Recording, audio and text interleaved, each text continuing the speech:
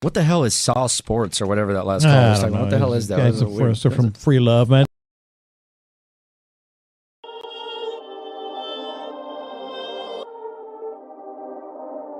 North side, south side, east side, west side. Perfect. It's the sauce, ho. You know what the fuck it is. From the east to the west, gotta represent. From the north to the south, gotta represent. They try to steal the sauce, but they ain't got the fresh ingredients. I know the round table, the real round table. Anything else, bitch, that's just an imitation. Shout out Wide, shout out Wink. What up, Tenny? What up, Ray Ray? What up, Spitz? 10 toes down since the beginning. If I miss you, I ain't dish you. Call the sauce line if you got an issue. From the Rockies, the Stroud, Texans, the Dynamo, Houston's #1 sports show, brought to you by Honcho. Perfect.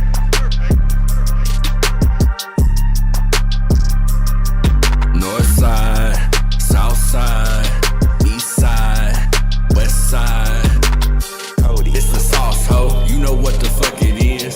From the east to the west, gotta represent. From the north to the south, gotta represent. They try to steal the sauce, but they ain't got the fresh ingredients. I know the round table, the real round table. Anything else, bitch, that's just an imitation. Shout out Wide, shout out Wink. What up, Tenny? What up, Ray Ray? What up, Spitz? 10 toes down since the beginning. If I miss you, I ain't dish you. Call the sauce line if you got an issue. From the Rockies, the Strohs, Texans, the Dynamo, Houston's #1 sports show, brought to you by Honcho. Perfect.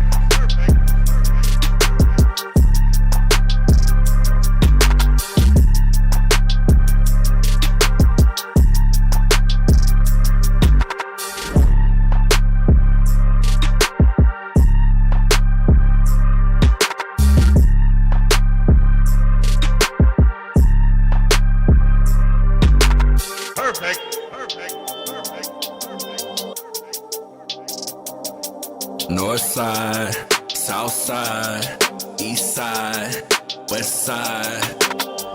It's the sauce, ho. You know what the fuck it is. From the east to the west.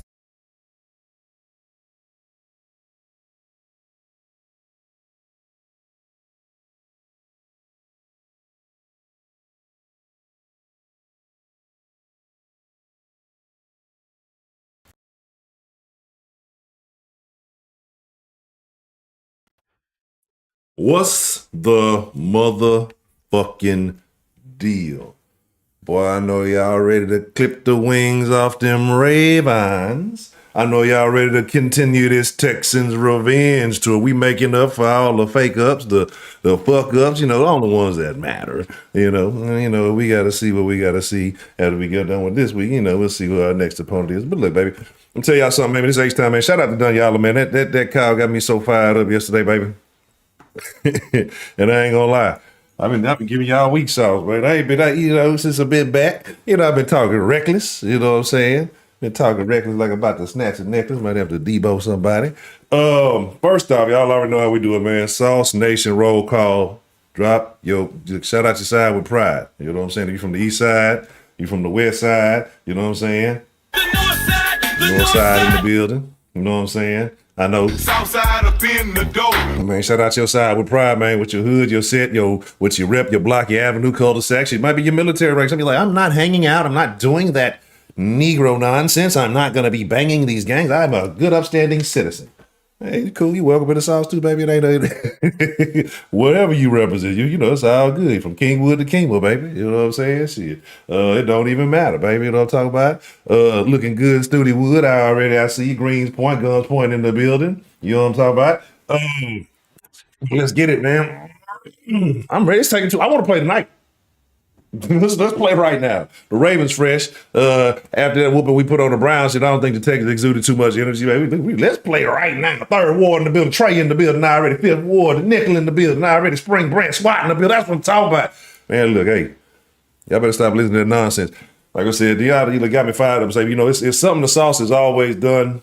It's always done before all these imitators, all these copycat. Sauce has always been about the city. The only ones who had the H-time music clips, all the little, everything was referencing H. I just want to talk about the Texans, and I want to rock that Liberty White and that deep steel blue, and I battle red. Like, It was most of the current talkers of talk were invested in the corporate entity that was the Texans. I'm not knocking that. That's cool. Now you see how boys are switched up. Like I say, how boys moving like the sauce. But it's all right though. Y'all remind me, man. Hey, look, I'm talking about fired up. Hey, everybody get all the smoke, baby. And again, y'all already know how this shit go. Y'all listen to niggas that ain't never been to Astroworld. Y'all listen to niggas that ain't never been to Funplex. They never been a splash shot. You know what I'm saying? Look, man. You know what I'm saying? If you're from the city, you better rock with who putting on for the city. Not that imported weak sauce. Not that watered down. You know what I'm saying? Them niggas, Anyway, y'all listen to them boys, these sauce in there, they'll swear they was at Screw Highs, man. They'll swear they was in there recording with Screw and Fat Pat. You listen to these, the way they be lying, the way they be sitting around here. But anyway, shout out to Sauce Nation. Now get this weak ass nigga. Man, why you ain't telling me this weak ass nigga was still in the background, man? Look, I'm tripping. Let me get some, hold on, let me get some real shit going. But first, go ahead, like I said, let me go ahead and show some love with that Sauce Nation roll call. Make sure you hit that like button. I was gonna wait till next week, but I'm excited because I got what I want. I want to face Ray. I wanted the revenge tour. Like Casey, and I get everybody who rocking with Casey. You still got that potential there. You know what I mean? That actually facing KC second might be the best bet, right? Because that's the real problem. Like, yeah, it's levels to it. You don't want to beat KC first and then go Baltimore. Like, KC has been a longer term issue for the Texans. Baltimore, we got a couple of history. Like, ain't no Jacoby this game, bitch. You know what I'm saying? Like, ain't no, because the Texans should have, like, the first time the Texans met Baltimore in the playoffs, we should have beat Baltimore. Like, hands down, there's no jokes, no nothing. I don't know what, and that was with TJ Yates. So, like, I want that revenge. I want, like, real Texans fans I already fucking know. I'm fired up. I'm wired up. I'm bucking the system. Ain't no fumbling ass, stupid dance in the end zone, having ass Jacoby Jones fucking up the game for the Texans this time. This time, it's not rookie CJ Stroud. This playoff CJ. This he done went Super Saiyan. You know what I'm saying? He like it's on. And people want to argue.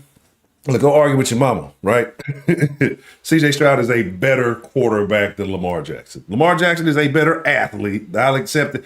You're not telling me at this point, especially at this point in their respective careers, right? If you were talking about rookie Lamar versus rookie, it's not even close. Like a passer of the football is not even now. Lamar now is not as good of a passer of the football as CJ Stroud. He's gotten better. He's had to learn after a few years because otherwise he would have been, Lamar wouldn't be it. He'd probably, they'd be moving on. No more Louis Vuitton. So he had to add that to his game. CJ already got it, right? He ain't dependent on his legs like that. He's not, getting out of a jam. And I know everybody's talking about the run. Texans don't give, what do we give up in the run game? Left, do it, right, do it, left, do it, right, do it. I'm wild, bro. Like, I'm excited. Quote the Raven, nevermore. I'm on my Edgar Allan Poe. Edgar Allan Poe, he's just a little honcho fun fact. Little fun fact about old honcho. Edgar Allan Poe used to be my favorite poet when I was young. I ain't read no Edgar Allan Poe in a long time, but we're gonna be reciting some this week and quote the Raven. Let's see, look, we finna declip them hoes. We finna look. Come on. Playoff Lamar is actually a downgrade, right? Come on, like usually when you're on a playoff mode, usually you go upgrade it. Shout out to Herb Got It Done. Say, time to ruffle some feathers. No pun intended. Shout out to Herb Got It Done. Birds of a feather losing. That's what I'm fucking talking about. Hey, you heard me? Shout out to Herb Got It Done, man, for the super saucy super chat love. But let's talk about it. I'm not gonna wait a whole time. I'm not gonna do a lot of bullshit. Y'all know what the sauce is about. The sauce is always about the people's sauce. It's always been the people's sauce. It's always been the voice of the people. So I'm gonna spill my thoughts on it. We're not gonna get deep diving into it. We got all week to get into that. The Steelers just took the L, so we know where we are. Again, we got to play on Saturday. So I'm getting sick. Work. Look, checking on me today. I start throwing them calls. So it's just gonna build up to Saturday. I'm just gonna follow them. I'm dying, man. Can't come in. Well, I can't log in. But let me change this little background because I'm starting to get nervous with this Purvis behind me. Let's see. Let me see what we got. Let's put some real shit back there, man. Let's put some real niggas back there. Let me see, man. It's not Flacco. It's not Lamar. We gonna put it in the back. And I know the damn folks. I know y'all been mad at me. I got y'all tonight. I got y'all. Right. I know y'all been mad at me. I got y'all. Don't be mad at me no more, please. I got you.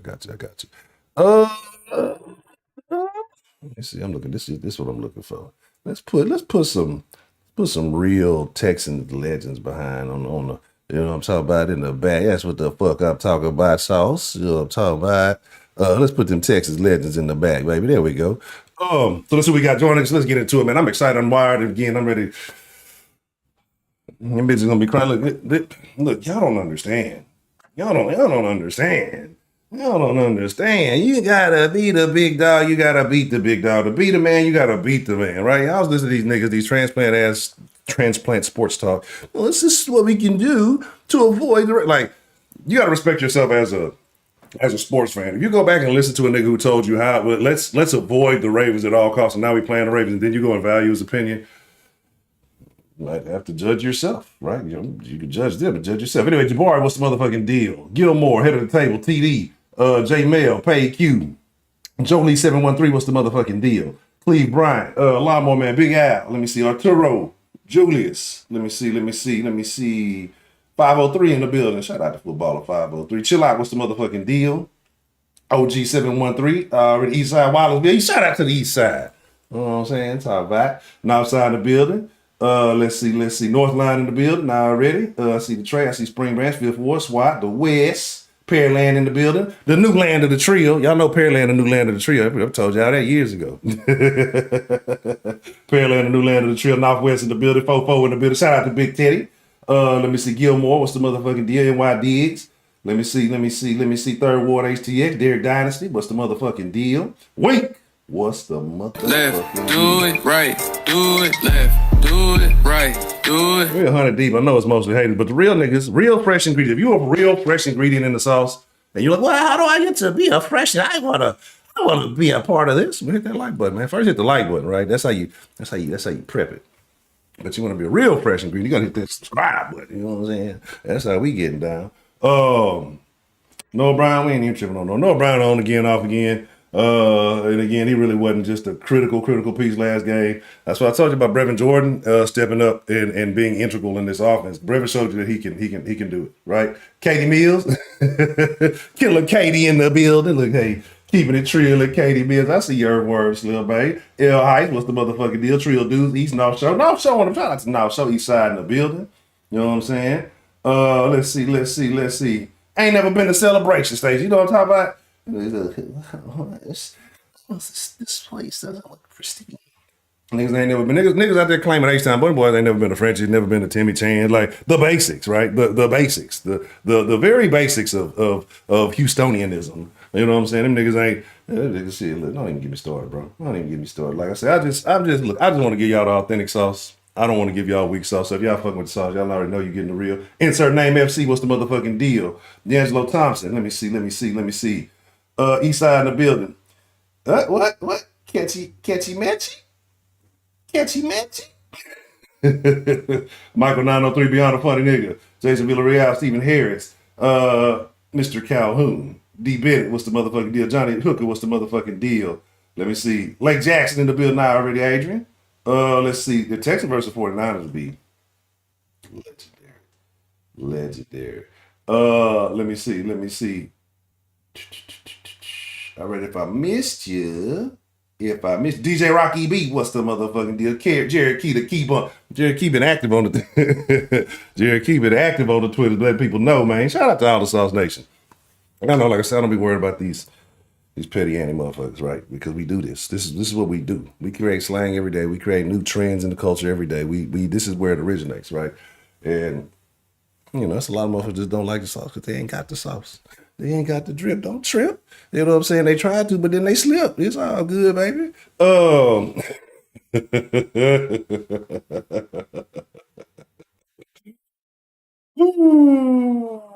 Man. But O'Shawn?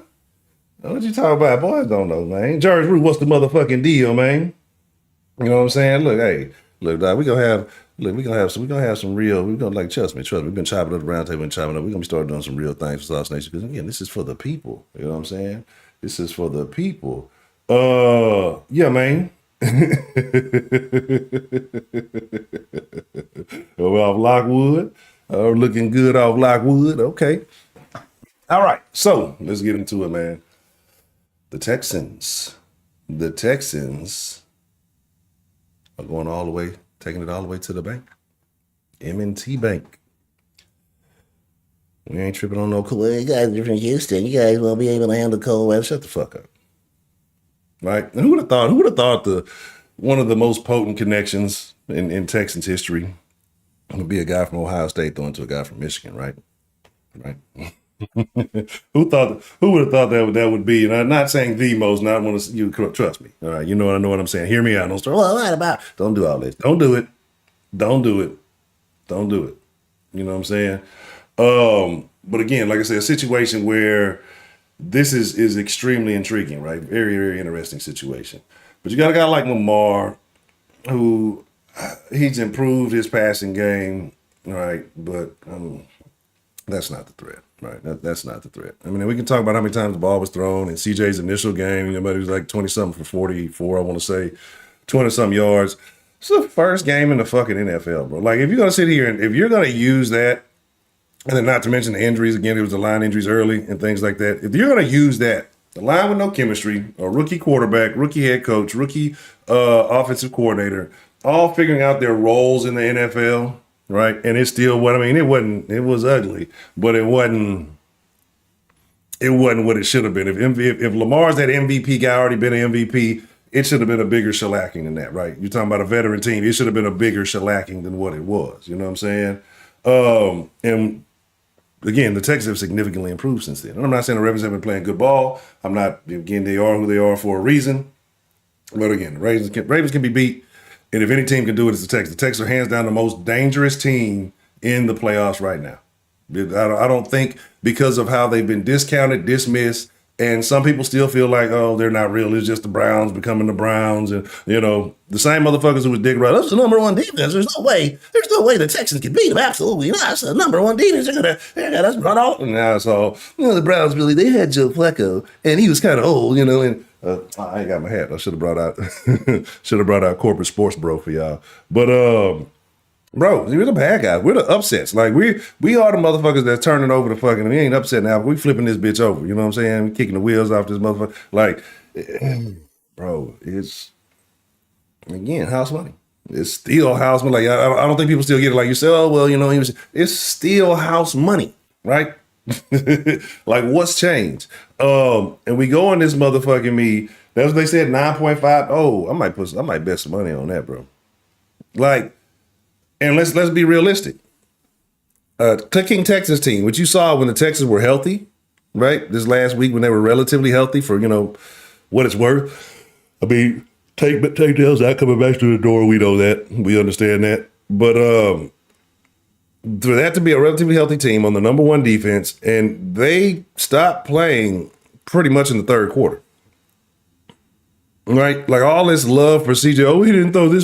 He didn't play. Really, I mean, the game plan, it was running the ball from late in the third on, right? Like it wasn't like we were trying to run up or pad the stats or do anything, right? I mean, he aired it out in the first half. Didn't really have to do anything in the second half. So if you feel like one that this is the same kid that you played earlier in the season, you're smoking big dope, right? Right, like you smoking big rocks, right? You I'm fucking with the Baltimore people all day. You smoking big rocks. If you think that CJ Stroud is the same dude that you faced in week one, you know what I'm saying? A week one rookie. You know that Baltimore mother. What you guys want to do? Right? Like, if you think that nigga is the same motherfucker that you faced in fucking week one, you smoking big rocks, right? It's big rocks, right? Big rocks. And again, you telling me a defensive mastermind like D'Amico ain't got something for Lamar, right? Look, that's what they. Y'all telling me, look, somebody made a comparison the other day, right? Somebody made a comparison the other day of like this era, the Texans kind of starting off, how when the Astros started to get on their wave. And I love it, right? And I love it. Because I've always said Texans need to embrace being a bad guy. It's a beautiful thing when you're the bad. It's a beautiful thing when you're the bad guy and you're right. You know what I'm saying? That's when it's most beautiful. And I know y'all be part of Texas Twitter and all that other shit. And look, you're talking out there. One, that's not beef. But two, I guess I missed a lot of stuff on Texas Twitter while I was gone because apparently folks been spilling a lot of sauce about it. Like, I don't care about the motherfuckers like that. You know what I'm saying? I fuck with who I fuck with, and if they fuck with the sauce, I fuck with them. But all them little sideline ass niggas, y'all ain't got to tell me nothing about them. I already know what their character is. I already know what they're about. Bro, we've been standing on the same shit since day one.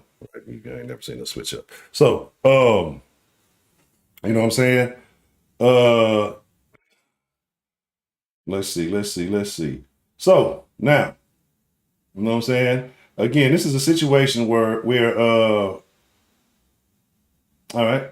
Shout out to Baltimore, get up. See, don't y'all try to come in here and Baltimore, don't come in here and try to do the Browns on us. Cause man, look, I want to fire up on Uncle so bad, but Uncle was so nice. Look, Texas is a good team, you know, and I give credit where credit's due. And I'm like, shit, can't even be mean to the motherfucker because he's right. I agree with everything he's saying. I can't attack. You know, he took my wheels from under me. But anyway. So this is what we're gonna do, baby. I'm not gonna spend a lot of time. You know what the sauce is all about the people. So we're gonna have a 5-minute rule on. You got 5 minutes to spill your sauce when I open up the line. I gotta give me something to snack on real quick. First, y'all know, but I got a drink. My little cup is dirty. But it is what it is. Look, make sure y'all, when you watching the sauce, y'all be talking about the threads, where to get the threads. I'm trying to put you, look, tell me anytime I done put y'all on something, right? Whether it be a drink, whether it be the first nigga that ever told, the first person in the entire world that ever told y'all about the chicken sandwich before it went crazy. And I got receipts to prove it. I was the first one to then folk know. I've been putting y'all on game on various things throughout the course of the existence of this shit, right? I don't put y'all on nothing bad. Tell me, name one time I didn't put y'all on something like that shit was trash. Never, it never happens, right? Because I don't recommend shit that's boo-boo, right? So, shout out to Mitch, man. My bad. I seen. Look, I look. Players fuck up. Toro gonna clothesline Poe. Is that the Ravens' name? What is the Ravens' name? His name is Poe. Is it really Poe? Like, I don't know. I know Edgar Allan Poe. I don't look. All I know, it's gonna be a murder in Baltimore. This time not in the streets. This time not in Baltimore murderland. It's gonna be on the field, right? Because it's gonna be a killing. The Texans coming out, boy, we finna whoop that Raven ass, right? So let me get my little mixer. I'm gonna drop the line open here in a second. Give me like 30 seconds, and I gotta get my beverage right. It's been a day. I need to give me some chips too. So give me like 30 seconds. We got the line. I got the line on, right? I ain't even got to stumble and fumble to do it. We're going to take some calls. I want to know how y'all feeling, man. How are y'all feeling about facing Baltimore? Is this what you wanted? Are you concerned? What scares you the most about Baltimore? And, what are you expecting out of this game? So, like I said, give me like just a couple of seconds. Give me like 30 seconds. I'm going to get my little mixer, and I'm going to get loose. We're going to talk some real shit in this motherfucker, man. I need to... Look, hey, I hope wherever you are in the city, man, I hope y'all staying warm, for real. Make sure y'all stay warm. Make sure you got your faucets on drip, don't trip. Give me a second. Let's get it.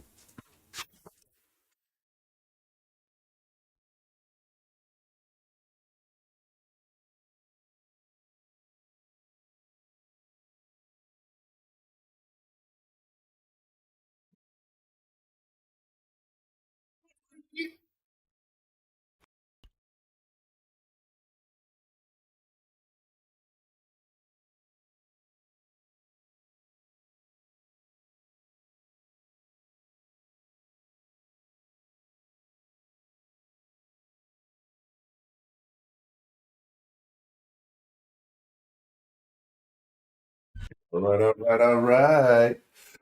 So give me a half second. Look, where my nigga Swish at? Look, the Texans might need another. The Texans might need a 200 pack of Viagra again. You know what I'm saying? They might need to take a Cialis. You know what I'm talking about? But again, hit that like button. I know there's plenty of haters. I know we haters deep in here. I know we usually more haters than love. Because again, somebody got to do the work, dirty work of stealing the sauce. But let's get it, right? Let me just. Like, honcho, what you on? Just, you gotta take a little straight shot. You gotta take a little something straight. Then you got a shot in here. Do me a little something different, right? Because the sun's about to set on motherfucking me, Baltimore. So, let's get it. Let's get ready to take some calls. I ain't finna stall y'all. Shit, let's dive into it, man. What's the motherfucking deal? Who we got calling into the sauce line this evening? I'm finna put the number up. Don't let me. The OGs know the number already until I change it like I always do. What's the motherfucking deal, man? Who we got calling into the sauce line this evening?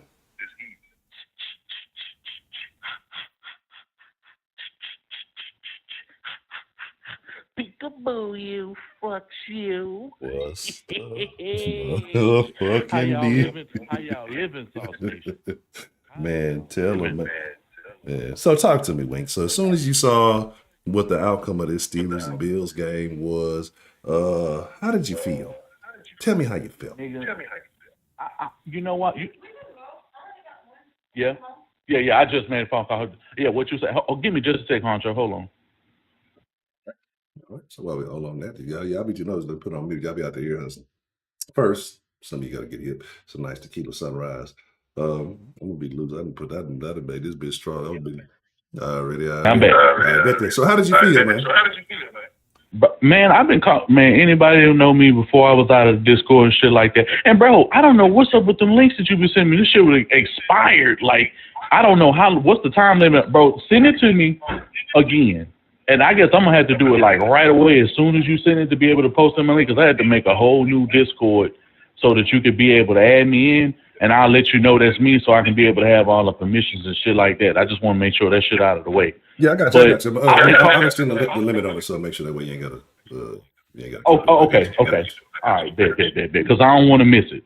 Yeah, bro, I've been calling for Baltimore, nigga, since weeks ago. Nigga, after not too long after we beat Burrow, they gave me all that. I was like, I want Baltimore again. Spitz said wise and all them boys will tell you, nigga, I've been wanting Baltimore again. I've been wanting that. I've been wanting that for weeks. Nigga, I want all the smoke, nigga, with all the true G's. Will make me feel even better about the game. Okay, yeah, this nigga Lamar is special in the regular season. That nigga every bit of Dak Prescott in the motherfucking playoffs. Why am I to believe that this nigga is finna play up to a certain standard in the playoffs? And while I'm not sleeping on them niggas at all, and I'm not saying that they can't beat us, but when I'm looking at the strengths of their team, it ain't in the passing game. It ain't their receivers. Nigga, OBJ is nothing. Okay, bro. Isaiah Likely is a problem. The way he been playing the last few weeks, and we can see some of the plays that Njoku ended up making, and he had a much better game than he did the first game in the playoffs against us, which is fine. Running the ball, I'm not worried about them running the ball, and Will Anderson already said, and he already know how to play against that. We forgetting his first career sack niggas against Lamar Jackson. Jonathan Grenard, a completely different player. Derek Barnett, nigga, a fantastic pickup by Nick Caserio. Extremely underrated. Bro, as far as playing the run, nigga, we already know what we was. We already know where we at when it comes to the run game. Nigga, Lamar didn't do shit on the run game the first game against us. I'm not expecting him to do too much. Maybe he might do about 37 yards that he did this time, maybe 50, 60 yards. It's not a possibility of saying he can't break off a big run if niggas ain't playing disciplined. So I'm not going to say he can't break off for a much bigger run, because he can. But if you finna sit here and say that the Houston Texans secondary is finna struggle mightily against Zay Jones and motherfucking OBJ, you'd be deluding yourself to say that. I'm going to give you a little stat for the last game that we just had, and Joe Flacco been throwing 300 yards in the last 5 games. Okay, Amari Cooper had to see Stingley 80% of his snaps in this past game. And when you seen Stingley was up on this board. Do you know that Derek Stingley allowed 0 catches and 0 targets every single time he guarded this motherfucker Amari Cooper? 0. Zilch. Nada. Light-skinned Derek. What the fuck is Zay Flowers going to do if Derek Stingley holds him? OBJ ain't done nothing all year. The best pass-catching threat now, I respect Zay Flowers. He's a good player, fantastic player. Will he be able to get and cut loose? Yeah, if you got Houston Carson on this nigga, somebody like that, yes. We got to pick on Lamar in the first game with Steven Nelson. We're not going to act like that can't happen. The best threat that they have in the passing game, undoubtedly, I think that Lamar is going to have to lean on and trust the most is Isaiah Likely. Point blank, period. I think Raven fans at this point will say enough. But if we're going to sit here and we're going to talk about all these guys, Rashad Bateman, all of these guys, they ain't made no impact for the Ravens. Like, we're not going to do that. And I understand Lamar done threw some games where he going 300 yards. We see you, Lamar. Yeah, we see what you did. Yeah, we see what you did to the 49ers. And guess what? All that shit cute in the regular season, but that's what you do in the regular season. You win them games in the regular season. Playoffs? Nigga, the only team you beat in the playoffs, I want to say, was the Titans. The Titans. And the Titans didn't beat y'all in the playoffs before. So, y'all, you 1-1 against the Titans and everybody else you'd have seen in the playoffs, nigga, they done smacked you around. Now, I do understand you do have a better team. I understand that, nigga, you got a phenomenal defense, but you've been having a phenomenal defense since you've been in the league. You've been having a fantastic secondary since you've been in the league. You've been having niggas who can stop the run and rush the passer. And you got a fantastic linebacking core. You've always had that. But are you probably going to learn how to utilize all that when it comes playoff time? Or is it going to be another excuse and they're going to say, oh, you don't have enough weapons on the offense? Which Lamar Jackson are we going to see? Because both of these niggas can show up. The San Francisco Lamar Jackson can show up, and the nigga who has perennially been a loser in the playoffs can most certainly show up. Right now, nigga, our niggas ain't tired. Them niggas look well rested. Them niggas don't look like they played a game of football. Them niggas ain't injured or nothing. And you mean to tell me that Matabuki, nigga, and I love Jadeveon Clowney, but one thing I know, that nigga will whip on some sacks. He will get close. He will have you pushing around in the pocket. But if you mean to tell me that the Ravens front is stronger than the Browns front, we all know that ain't true. We all know that ain't true. And the first game, bro, how many starters did we have out on the O-line? Like 4 of them. Right. The only starters that you have on the team right now, okay, well, George Payne played, but he was just getting in because he was just now being a choice. Last I checked, the only starters from this game to that game that we had, and forget, I want to say Laremy Tunsil ended up getting hurt in that game or the game after, and he was out for weeks. Like, O-line is completely different. I even seen a Ravens video about an hour and a half ago. He was like, hey, I ain't even charging into the game that the Texans are the 27th and rushing because, nigga, what they tried to do early on with Dameon Pierce, what they've been doing with Singletary since he took over since the Bengals game is a completely different animal. And this nigga breaking all big-ass runs, nigga, on the Browns. I understand. I think the Ravens is a more complete defense than the Browns is. They got better coaching across the board. They got a better special teams, and we know they got a deadly fucking kicker. That's where they seriously have the edge in the special teams department. But I ain't finna sleep on our special teams. Kaimi been doing what the fuck he need to been doing since he done came back. And I think he knows we're gonna be leaning on him. And CJ, every time they say a team is this, a team is that, and the quarterback is good, we done stepped up every single time. Game 1, y'all got that. But we all know that game was closer. Petrie went out in that game. Nigga, we lost a couple of niggas in that game. Nigga, Jimmy Ward didn't play in that game at all. But, nigga, the secondary been playing way better to now since then. It's going to be a fantastic game. I'm giving the Ravens their respect, but it's still fuck them niggas, though. You feel me? You feel me? Real talk. Yeah, they got enough of my respect right now because at the end of the day, nigga, Lamar Jackson, nigga, is still an MVP candidate, and that nigga can throw the ball and he can run, and he the one who can fuck around and kill you on the game because Gus Edwards and them niggas, I don't see them niggas moving the ball like that against this Houston Texans front. I just don't do it. Jonathan Grenard, I ain't seen no injury reports or nothing like that. How is the shit looking right now? Has everybody been practicing? Is somebody questionable? Like, inform me, let me know.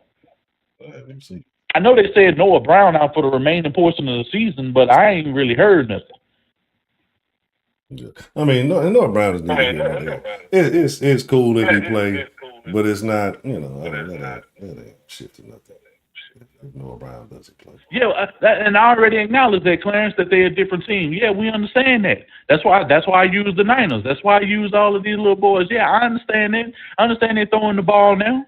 But at the end of the day, has Lamar Jackson himself really changed in the postseason? This nigga ain't played in weeks. He ain't played in 3 weeks. That ain't necessarily a good thing with a team that's rolling that's hot. That's not necessarily a good thing because these niggas that we got ain't got nothing to lose right now because nobody expected us to be where we is, and every time expectations have been put on, and I noticed, and I want to say this right now in front of everybody, y'all notice ain't none of the national medias, not First Take, not Undisputed, not none of these niggas. Maybe I think First Things First, they kind of talked about us a little bit. Nigga Speak, none of these shows, nigga Colin Cowherd, they talked about them, the Texans a little bit. You notice ain't nobody saying shit bad about the Texans or none of that, or you know, because at the end of the day, they afraid that shit gonna get back to Stroud and the shit gonna tip completely in a different favor. Because I think they know if they talk shit about C.J. Stroud, he gonna do something about it. You feel me? You notice that I've been searching for Texans content all day, nigga. All day. I've been up in here cleaning up. I've been doing all kind of shit around the house today. And nigga, I just kind of wanted to see what the temperature was like. And nigga, all these niggas been talking about is Green Bay and the Cowboys all goddamn day. Or they've been talking about what Patrick Mahomes did to the fucking to the Dolphins. Niggas ain't been talking about nothing with the Texans. Not really. Not really. You don't want to get those activated. They don't want to get fired up. They know they upset. If you get CJ, look, if CJ make that little face, that's all. He ain't even got to change his expression. If he tilts his head a little bit differently in response to what you said, it's over with. Yeah, they know. It's a brand new ball game, and they see what happened again. And what have we always talked about here in the Sauce? National media ain't rooting for Houston. Hey, they ain't getting money in Houston. They want L.A. They want New York teams. They want shit like that. They've always hated when Houston has had success. So they already know what the key is. So they're not gonna talk down on CJ. They know that. I ain't gonna lie, bro. Watching these young two black men, bro, watching Joy Love and C.J. Stroud. And do you know that them niggas had the exact same stats except for C.J. threw 2 more yards than he did? They had the exact same passer rating and everything, 157.2. Literally, they threw the exact same amount of passes, completed the same amount of passes. He just threw 2 yards. He threw 272. Stroud threw 274. So I'm looking at it like, who knows, bro? The niggas who've been getting shit on the most might fuck around and win the big game or be in a position to be able to be in a position to even get to the big game. We don't know. Nigga, Jordan Love and them boys, nigga, and the Packers might fuck around and get to the NFC Championship, and the Houston Texans might fuck around and get to the AFC Championship, and both of them boys might end up fucking around and seeing each other. The most unlikely niggas you could have projected, nigga, to win in the playoffs could fuck around and meet in the Super Bowl, the 4th seed and the 7th seed. How would that look? That would be wild. How would that look? That would be wild. And they both light skinned and can throw the ball. Yeah, and just like you said, but just like you said, man, light skinned Love and light skinned CJ. But like you said, it's the ones. Look, man, we keep telling. We've been telling y'all in the South since day one about that expert shit is lame. That's what I say in the South. We fuck with the people because the people opinions make more sense than these experts across the board. Who did the experts pick in the Texans versus Brown game? Overwhelmingly. Oh, yeah. I ain't gonna lie. No, after further review, when the game got closer, I seen a lot of niggas. I seen a lot of people saying the Browns. The NFL do their weekly preview, and I find it funny that when they did that, 8 of the 10 people picked the Browns. But it's funny that MJD is the #1 person on NFL Network that picked the weekly records, and him and Adam Rank specifically rolled with the Texans. It was only them two. Sidney Free, everybody else that they had on their show that do them picks when they do the weekly preview, Everybody else rolled with the Browns. Chris Sims rolled with the Browns, but Mike Florio didn't. Mike Florio was like, nah, the Texans gonna win. Ryan Clark was like, nah, the Texans gonna win. It was a few people, just about everybody. It was a lot. It was like 55-45. That's how I was seeing it, like 60-40, 55-45 Texans. Okay.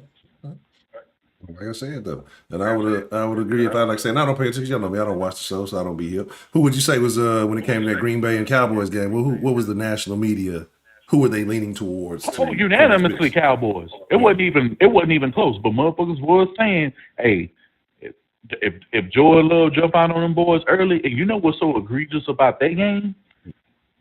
The Green Bay Packers nigga won the toss and elected and said, nah, nigga, we getting the ball first. Went on the first drive, scored on them niggas like 4 consecutive times before they could even get to halftime where they finally end up scoring. And I ain't even really watched that game. I was just kind of tracking it because I almost forgot it was on.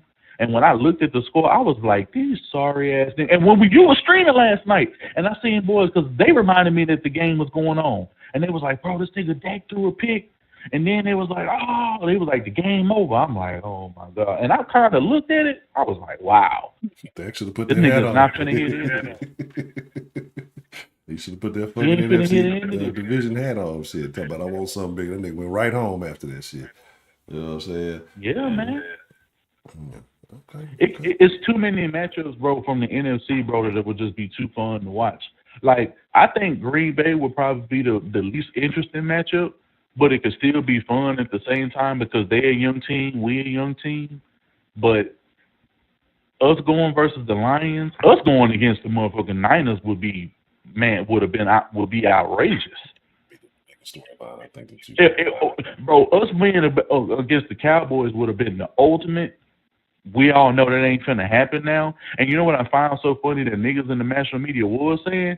Yeah, Cowboys may be America's team, but the Texans is Texas' team. Like straight up. I heard several niggas said this today. Yeah. So, you know, I mean, people gave us love and like people kind of mentioned it for like a few seconds or so, but like it wasn't no long segments of nobody talking about the Texans today on no show. Not Rich Eisen, not Speak, not First Things First, not Colin Cowherd, not none of these motherfuckers. They mentioned them for a few minutes, maybe, and moved on and started talking about Dallas and Kansas City or whatever other game that came on. Because I guess the Texans game was just too fucking outrageous in their minds that they couldn't bring themselves, nigga, to I guess, take on the shame for all of the shit that they know that they said when this team was supposed to just run through us. Accountability. And I just kind of wanted to just see how they feel now. Niggas, they ain't mentioned it. That's what I'm saying. Because then again, they got to go back and the egos, right? The egos in the national shit, the egos in the local Houston media. Motherfuckers don't want to be accountable because if they really start standing up, and you see how off the wall the shit that they be saying really is. Like, you know, we come in the sauce, we tell you shit, we some homeless, we tell you we rooting for, it's already gonna be a bias. But yet, even with all that, the accuracy is almost, you know, much more than those who claim to be experts. But again, we ain't no experts. We just fans talking to fans, but just spilling sauce. Absolutely. Yeah. Okay. Well, good though. This gonna end up being a good ass game. I'm glad that Buffalo ended up getting it out of the way because now maybe they can make some of themselves and try to get some revenge on fucking Patrick Mahomes.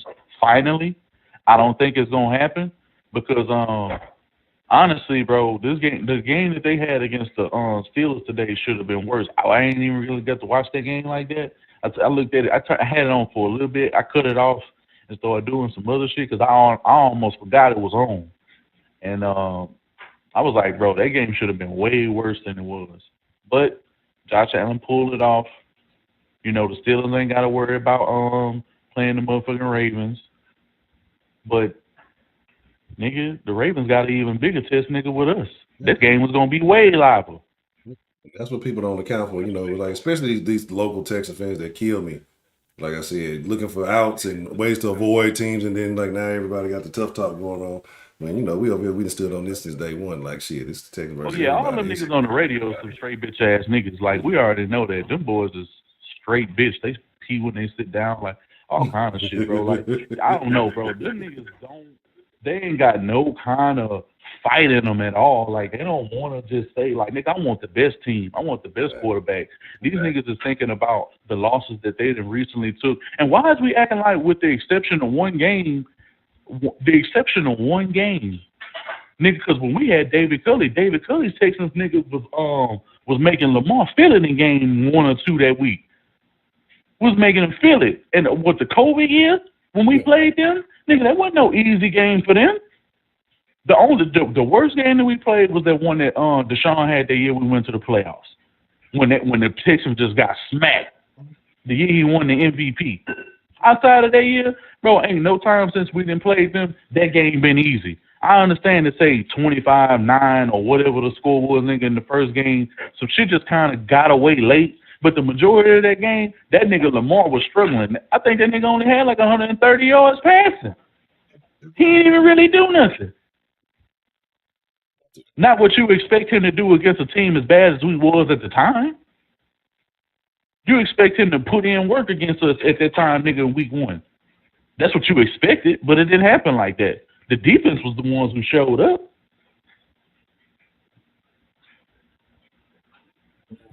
But it's all good, though. We're finna see if his arm can get it done and if they made the right decision when they paid him before the season. We're finna find out. Because now we're finna find out this is the reason why we held out on paying your motherfucking ass.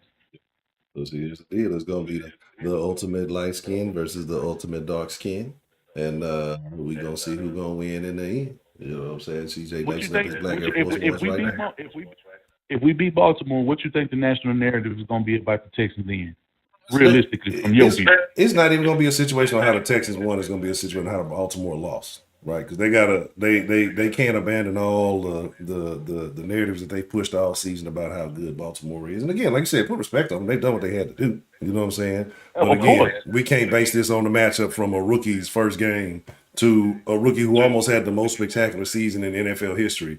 If it wasn't for a dirty play, what I would call a dirty play, a raggedy ass field, a concussion missing 2 games. You're talking about a guy who might have been had the greatest rookie season, in history. Right. So. Again, you double back with it, and then people can argue with. I know it's Ravens fans in the chat. You can get your panties all in the wad. But we're talking about thrower of the ball, a quarterback. Y'all like to use them semantics, and then somebody tried to say when I said he's a better athlete, like nigga, you saying I'm saying a racist takes? Nigga, I'm black. What the fuck, y'all? Some of y'all dumb as fuck. But he's a better thrower of the ball. At this point, CJ's a better thrower of the ball. Like if you look, especially in their respective careers, rookie to rookie, CJ's significantly a better passer than Lamar is, right? No, Lamar is not even close. You think Lamar is dangerous? Yeah, absolutely. But he's a better weapon. He's a better overall weapon because of mainly what he can do with his legs. And it ain't to sleep on his passing ability either because the nigga can pass. Yeah. But if you could say he even anywhere close to C.J. Stroud, nigga, in the passing department, timing, ball placement, bro, throwing at any level on the field, nigga, we all know you deluding yourself, Ravens fan or not. Yeah. Exactly. Yeah. And what it's going to be is that it ain't even going to be about how the Texans won. It's going to be about why the Ravens paid him. That's what they're going to talk about. They're going to be, well, should they have paid? That's going to be the conversation. That's what they're going to talk about. They're going to be what the Texans did, and then they'll find a way to hype up whoever next opponent. And I prefer it in this order because we talking about the revenge tour, and I know people say they wanted KC. I'd rather KC last. I want KC too. I want KC last too. Because KC's had the most significant. If you beat Mahomes in the If you play Mahomes, I don't think an AFC championship means as much, especially if you had to see the Ravens in the AFC championship. You seeing Mahomes in the championship means way more because, for one, he didn't win to the AFC championship 5 years straight. This will be his 5th year straight if he get past Buffalo, which he ain't guaranteed to do, not this year. But if he somehow pull it off, and if we pull it off against them, and it got to be Stroud versus Mahomes in the AFC championship, ooh, it's gonna be crazy, bro. I'd love to see it, and I like our odds in that game. I like our odds in any of these games. You know what I mean? So that's the thing. Like again, because as I said, I don't listen to national media because they already have a narrative to push. You talking about guys who are not watching these games again. all of this we were saying we was gonna get smoked on by the Browns and all that. Again, it was simple logic. Like I said, all the players that were out that game who were significant impacts to this team that were available, it was an easy call, right? So you got to be more in tune. Listen to more like local YouTubers. Listen to more people who are fans of those teams. Stop listening to the national media. Stop listening to the legacy media because they don't know what the fuck they talk about. They just trying to hold a segment and get a little attention because they're not gonna come back and they're not gonna own that shit. When motherfucker with no integrity, it is not worth your attention. You know what I'm saying? Yeah. That's definitely what I'm looking towards, bro. Do what you got to do, and by all means, and I understand, nigga, if everybody finna say the Ravens gonna beat us, and they should beat us, and that's what I'm riding with. I want the national narrative to be, you know what? I understand them niggas did what they did against the Browns, because they're gonna have to start talking about the game in the next day or so, because the odds and everything gonna come out. They got a 9.5. They're 9.5. 9.5. Oh yeah. Oh, they 10. Oh, so they almost 10-point favorites. Bet money. Like I go bet Carl Jones welcome to Sauce Nation. You the freshest ingredient in the sauce. Yeah, they bet money. I'm not a gambling man. Giving boys no respect. Yeah, I'm finna take Clarence $40, but shit, I might go bet some money. Shit. You know what I'm saying? Clarence already got some shit. If Clarence want to, you want to be 80 up on me or 80 under on me, I'll take your money, Clarence. So it's cool. It's all love. You just, you like the sauce that much, you could just super chat it, but if you want to just give it to me in the form of a bet, we can take your money too that way, Clarence. It don't matter. And Graven, what's good, bro? We got to do a vid. You here? You just showed up. I just mentioned your name like 20 minutes ago. You already know what time it is. It's time for us to cue it on up and put it out on the live feed. You know you're welcome. You already know what's up. You already pop up. Yeah. I was finna hit you up on Xbox, or I was gonna go on your channel. Either way, but you popped up here on your own, so it's even better. I know you know what was up. Yes, y'all should win. Y'all should win, Engraven. I'm gonna tell you right now. Yeah, y'all should win. You're well rested. You got the MVP of the league. You know what I'm saying? Lamar been beating San Francisco, and he's 13-4 and all of that. Yeah, we see you, bro. We see your defense. We see what Clowney doing over there with you. Don't think we don't see what number 24 doing over there. We respect it. But guess what? The national media finna ride with y'all. That boy CJ gonna more than likely get another Pat McAfee interview, and the odds that y'all gonna be 9-10-point favorites against the Houston Texans. And it's going to be a completely different outcome in y'all house this weekend. But we're going to talk about it. I don't want to give away too much content right now. We got a whole bunch of we got a whole week to revel in it. And then, just make sure, I just hope all of the Ravens fans who are here now, right? That's cool. It's all love. The South, we fuck with everybody, but we are a Texans channel. Ravens videos be some of Ravens. Anytime we play the Ravens, that be some of our best content from an algorithm perspective. Make sure y'all double back after the game. We do this every day, 7 p.m. Central. We going live, so I'm gonna be smashing on y'all all week. You know what I'm saying? Y'all welcome in the chat. It ain't nothing but love. Everybody welcome in here. Y'all just gonna have to do it. Shout out to SDG Sports. Another Raven fans out here who doing good content on the Ravens. Shout out to Engraven. Y'all make sure y'all check that boy out. He done grown over the years. Damn near 50K in subs. Always showing love to everybody around the league. Make sure y'all show that boy big love, man. He go live. Make sure y'all flood the comments and let him know what time it is. Y'all already know what's up. Absolutely. Well, shit, Mr. Wayne, that's BET. Gonna take a couple more calls, but I appreciate you getting the sauce line jumped off the right motherfucking way. Got us wide and fired and inspired. I'm ready to play tonight. I wish the game was a triple header. The call only gonna be better. If my boy Daniela, if he listening right now, you already know what to do. Boy, you already y'all got me fired up, man. I ain't gonna lie, I'm still fired up. Y'all barely slept last night. Christ compels you. Oh, really, man. Shout out to Wink, big dog. I appreciate you calling in, man. It's Billy and South with me this evening. Already, man. Yep. All right. We got some more colors. Look, let's get it. Oh, what's the motherfucking deal, man? We got calling into the sauce line this evening. You got Professor Trill, honcho. What's good, my nigga? What's good, Professor? It's been a while since you've been on the line. It has been a while. How you doing this evening? Well, I decided to do something today. Okay, what is that? And it's based on something you said.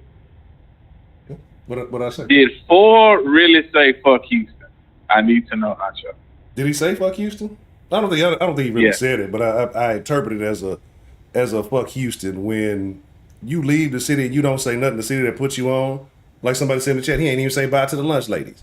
Like, you came here, you did your derelict duties, and then you mad at the city because you got exposed for your nonsense. You know what I'm saying? Like, and to me, it's a fuck you to the city. Any decent person would just say, hey, what is it going to cost you? But regardless of you philandering and finagling and getting fondled by the masseuses, you can still say, hey, Houston, it was good, it was cool, I rock with y'all, until next time.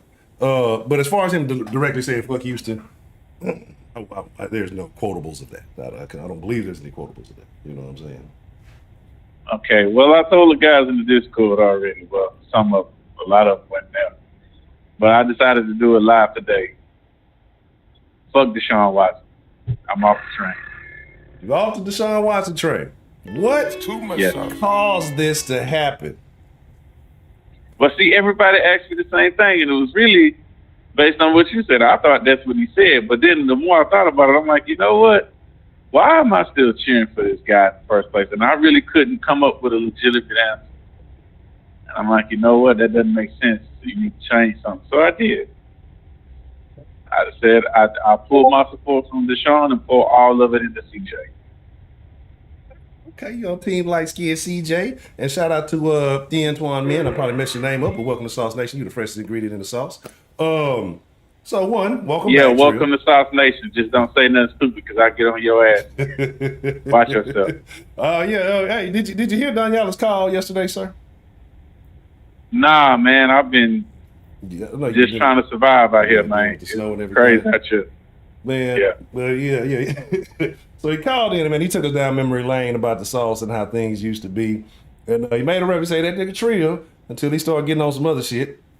And I believe that was referencing your Browns, your momentary lapse of judgment in the Browns era. You know, we players fuck up.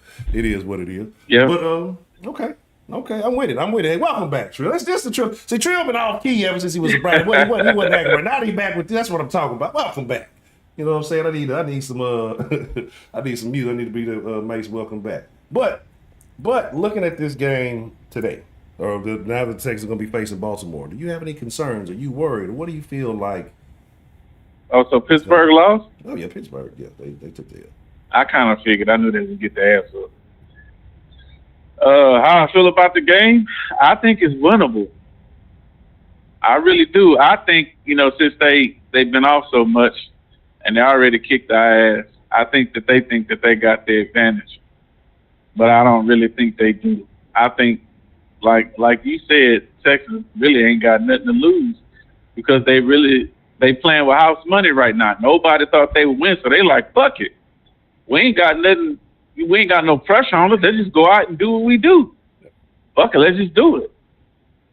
And I'm with it. If Green Bay could beat the fuck out of the talented ass Cowboys like they did, which was fucking hilarious, by the way, we could do the same with the Ravens, man. Because the Ravens ain't all that. They're not a Goliath by any means. They're not even fucking David.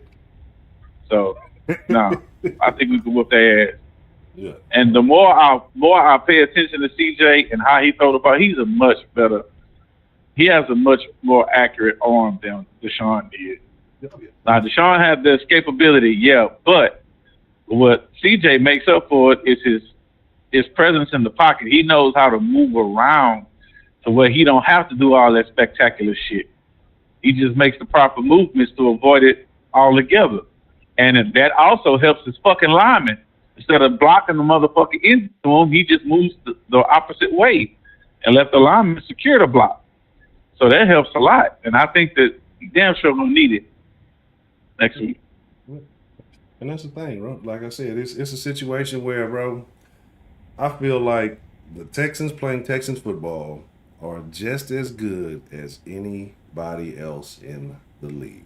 We saw Miami. We were talking about Tyreek and how dangerous and all that. And the guy wore out. Dak and all them boys, they were supposed to be the next coming of the Cowboys. They was going to bring back America's team. Them niggas evaporated. You know what I'm saying? Shit, even right now, right? The Eagles supposed to be this, that, and the third. What I'm hearing, they saying, whatchamacallit giving the Eagles the business right now. Like, none of this is off the table, right? None of this is off the table. And again, if you've been paying attention to the Texans and what they're able to do, we talking about the first and worst legacy, like, the Texans are in a serious conversation, and you got to put respect on it, right? And I think that also falls in their favor. Like you said, oh, yeah, we played them boys already. Not accounting for the significant impact of the injuries that we had. Not accounting for, that's was CJ's first game in the fucking league. We can talk about the preseason. Preseason is not regular season NFL football, and it sure as shit ain't playoff football. The advantage that the Texans have over the Ravens is the Texans have been playing playoff football for the last 3 weeks. It's been win or go home for the last 3 weeks. The Ravens sat out last week, right? And I'm not saying that they're not amped. I know Mark Andrews, all that shit, but when it's harder to restart that momentum than it is to maintain that momentum. And so I think that's a huge key in the Texans' favor. And if Noah Brown's the only significant injury we have, and again, I'm cool with all that. And again, hate it that he's not out, he's been out, whatever, who cares? Not knocking Noah, thanks for the contribution you had, but that's not a big enough piece for me to be like, damn, Texans ain't gonna win, we ain't got Noah Brown. Especially if you saw what Brevin Jordan was able to do, right? So it's a situation where, yeah, the Eagles, that's what I saw, Eagles was losing. Is it the year of dynasty transition? Okay. And so, just ultimately looking at it, what is, or I don't want to say what it is, I want to save some things for later in the week. But what do you feel like the national media narrative is going to be this game when it comes to the Texans and the Browns? The Texans and the Ravens. Inexperience. They're gonna use the same goddamn shit. Inexperience. Lamar Jackson has been here. He's performed on this stage. This is CJ. He won one last week, but it was against a dilapidated Browns team, which you could say that, but the Browns still had some firepower. Like, come on now, they did make the fucking playoffs, and they did with the niggas in their division with the same motherfucker that they lost with. So, come on now, you got to be able to look at that. But it's gonna be pretty much that, just inexperience. But what I feel really gives us the advantage, the Texans have turned into a bully. That's what I'm a lot of people really ain't really paid attention to it. It turned into a fucking bully. And all the niggas that was used to bullying the Texans be like, oh shit, this nigga can fight now. This nigga been in the motherfucking gym. He been training. You know what I'm saying? He had Doc back there telling him to punch him hard. Bob and weave, all that shit. The Texans is punching back. And that's what really makes me have faith in this team is I can see them punching back. And it's really affecting, the other teams in the league. If the Baltimore Ravens ain't scared, they got a fucking problem. The Texans ain't got shit to lose. They're like, don't nobody have faith in us anyway, but the motherfuckers who was cheering for us when nobody believed in us. So we just got to show the fuck out. Whether it's Baltimore or where the fuck ever. We gonna come up there, we gonna do the same shit. We're gonna score quickly, we're gonna run the ball, our quarterback gonna be accurate, he's gonna protect the ball, most importantly, and we're gonna punch him in the mouth on defense. And the Ravens can't be punching them off on defense. The only thing we just have to worry about is Lamar running, but Lamar haven't been doing much of that lately. And I noticed he don't have the same step. He is not as fast as he once was. He done lost a couple of steps, with his age. So he gonna try to remain a pocket passer. We just got to get to him. I think if we, start putting some pressure on that ass, that's all we need. Because he's not the most accurate thrower of the ball, but he is very capable. And I'm not going to be disrespectful to the man. The man has been MVP multiple times for a fucking reason. I'm not going to disrespect him. I'm going to be disrespectful, and I hate to go against my own dark-skinned brethren, but he ain't no dumb shit. That nigga that got the MVP ain't done shit with it. Yeah, shit. Do something with it, then we'll talk about some real MVP that's true. That's true. But I still say he's still dangerous, but we can't contain it. We got the pieces to contain him. They just got to show up. I think more importantly, the defensive tackles is going to be the most important on the defense. They need to push the front of that pocket back. They need to get some push on the centers and the guard. If they get that, we got Lamar ass. He ain't gonna be able to do shit. Let me see. Let me go back because I see y'all talk about this, that, and the third, and who was injured. Texas took a significant number of injuries. Just because you don't know their names, don't mean that they're not key contributors. Just because the national media don't dick ride, the Texans like that, because y'all are unaware of the players that the Texans were missing that were significant contributors. You know, I mean, hey, it's cool. It's cool. Shout out to Mark Andrews. That's great. I mean, I think that's going to but those same missing contributors were major contributors last game. Exactly. Of same fucking guys. Exactly. Everyone they make plays. Everyone who was unavailable for the first game came back and made a significant play in the rematch versus the Browns. It's going to be the same situation with the Ravens, right? Oh, and I'm gonna have to issue a formal apology. Okay. I'm gonna have to apologize to TD. Okay. Whatever. He might be right about 12. He might. I call a nigga 12 now. I call him 12 now. Only TD saw the vision. We ain't see the vision, man. We was going, hey, look. Yeah, I said, okay, you know, he good, but I don't know about that. 12 to turn into a fucking bully. I think he finally realized, you know what? Yeah. I'm bigger than these niggas. Fuck these little niggas. Like, you know, he's the big nigga that was getting punked early, and all of a sudden he got tired of getting punked. Now he started punking everybody. Yeah. I'm with it. Yeah. I'm with that. Because everybody was complaining, "Oh, Nico, you too big to be, you know, getting tackled like that." Nico said, "You know what? Y'all right. I'm finna start mashing on these niggas." What did Darren say? What was his word? What was his word he kept saying, Honcho? The thrusting. Yeah, thrusting. Yeah, he started thrusting these niggas. Pause. Yeah, I'm with it. Yeah. I'm with it, goddammit. Fucking with it. So fucking losing, man. And that's all I'm saying, man. The Texas is different. This ain't your Uncle Texas. This ain't your older cousin Texas. This is new and improved. This is the Texas squad. This is the Texas squad we've been wanting since the inception. But once they got their mind right, once they got the culture right, it's everybody's buying in. The team's buying into the coaching, the ownership, the fans are buying in, and the team is buying into the city and buying in and embracing the culture finally. Now that they finally done that, you've seen it come together as a unit. Like, the entire thing is moving as the fans going nuts, the players going nuts. Shout out to Hannah McNair. Cal, you cool, man. You can come on. You can hang too. But, you know, it's really all about Hannah. But, yeah, once they got it right, once they embrace the culture, this is a different animal, right? And I think last week kind of was the kick door opening statement. You know what I'm saying? And everything that happened, the way the regular season, this could be a Cinderella story. You want to call it a Cinderella story, or it could be just what's destined to happen. Right, and that's the Texans go out there, they smoke. It'll be a good game. I don't feel like they smoked the Ravens like they smoked the Browns, but the Texans will win this game. But yeah, the league is on notice after last week's performance. You talk about the bro. If they smoke the Ravens, the media ain't gonna have no choice but to look into it. They ain't gonna have a choice. And again, I don't see it either. But I think if they put up another 40, or even 30 something. You're going to have to look into them. Like, okay, it's legit. Yeah. Like, we got to take them serious. But I hope they don't feign as soon as we take them serious, that's when they let us down shit. I hope they don't start that shit because this team is just different, bro. And I think what really happened is all those players have accepted what their roles are, and they play it accordingly. Last game in particular, we all know Brevin Jordan ain't no fucking, world beater tight end. But what did he do?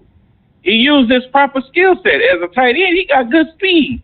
What happened? He caught it on the sideline, a short route, made one guy miss, and he turned on the fucking jet. I didn't know the nigga could run that fast. But then I thought about it. I'm like, he was always fast. Yeah, I'm like, he was always fast. But I just ain't never really seen him do it. But we saw him do it. Yeah. Because he hadn't had the opportunity. He hadn't had a quarterback who gets him in the right spots like CJ. CJ sees the shit in a different way. It's like it develops, and again, like you say, when we talk about he leads his guys, he throws his guys open. You know what I mean? Like you see CJ delivering the ball before motherfuckers break out their route, like and it's on point. So that's the thing you gotta love about CJ. My only fault last week was that little slight overthrow to Nico. Nico should have been fast. I ain't blaming CJ for that. Nico, grow eggs, drink some milk, and improve your 40 time. Nah, CJ overthrew him. He overthrew him. And Nico taller than the motherfucker too, and you still overthrew him. Come on, Honcho, stop it. Yeah. Look, it is. But also, damn, who's my plan? I was just gonna make. Oh, Nico don't have a safety valve. It ain't cause see that's what Dak fucked up yesterday. He kept trying to hit CD, and they keyed in on this, fixed his ass. It ain't all about Nico here. he got all the other receivers he throws to them too. And this motherfuckers you either forgot about or you be like, why is this nigga in the game? Then he make a fucking play. And you're like, well, okay. Then he may drop a ball next, but that happens. Everybody ain't gonna catch everything. But at least CJ gives them a fighting chance, man.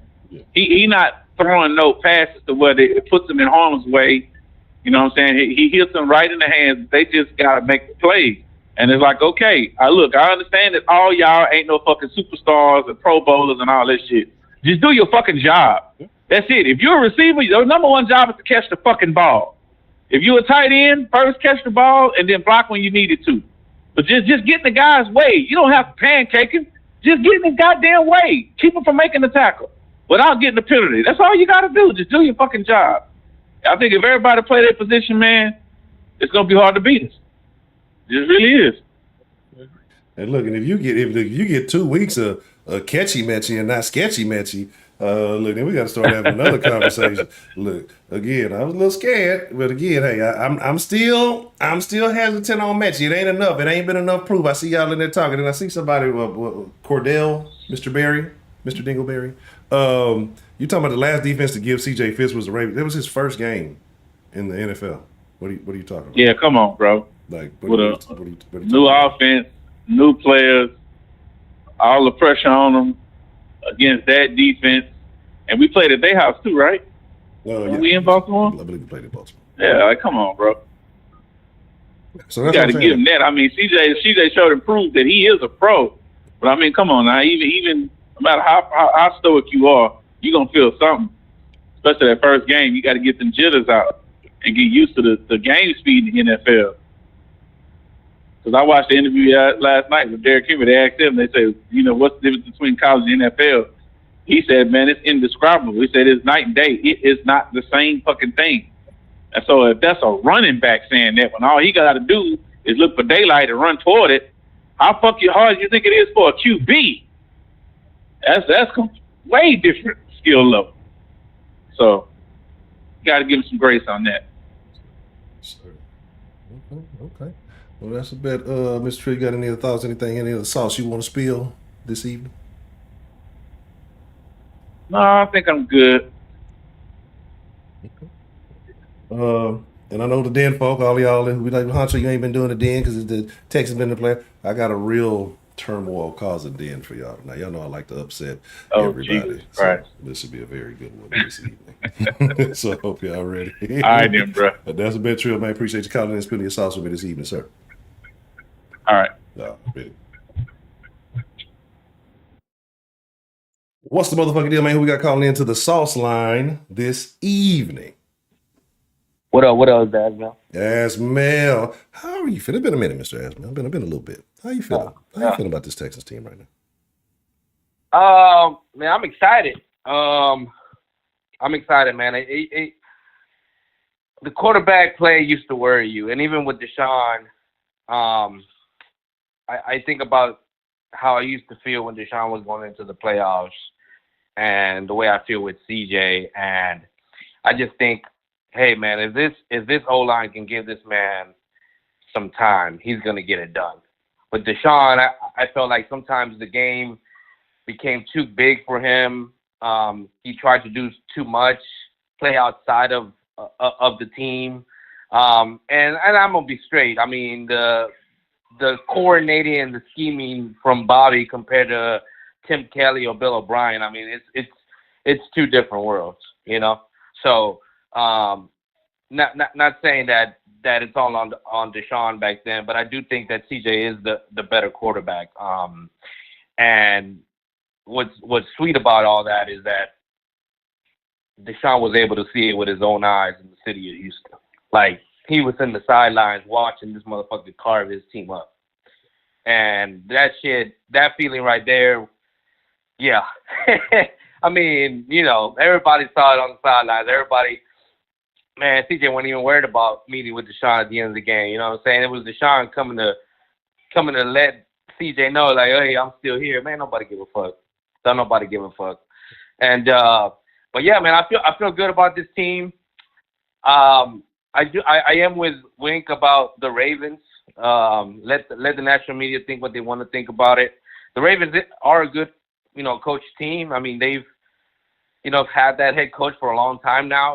They've won Super Bowls in the past, not Lamar Jackson per se, but, the coaching staff has won in the past. So I'm not going to say that we're just going to roll over them, but for them to think that they would do that to us, that'd be a great mistake. But, just going off of John Harbaugh's, presser, it looks like he's been preparing for Houston for a while now. So it's interesting because he knew that, this team could potentially sneak up on him and make a return, to that week 1. Now, I will say the Ravens have a ton of stars that made plays in that week 1. They are basically on injured reserve now. So, that to me, I don't, when I look at them, I don't see that they've replaced those stars. They've been able to cover some of those holes, but I don't see them actually have, brought in people that have made up for those holes. And as for the Texans, we've lost as much talent as they've lost, but I feel like the Texans, at least on the defensive side of the ball, and even on that offensive line, we've been able to bring in contributors who've actually made a big difference. I mean, you talk about Barrett. Another kid that has gone kind of under the radar is this linebacker Sanders, who we picked up from the Cardinals when they released him.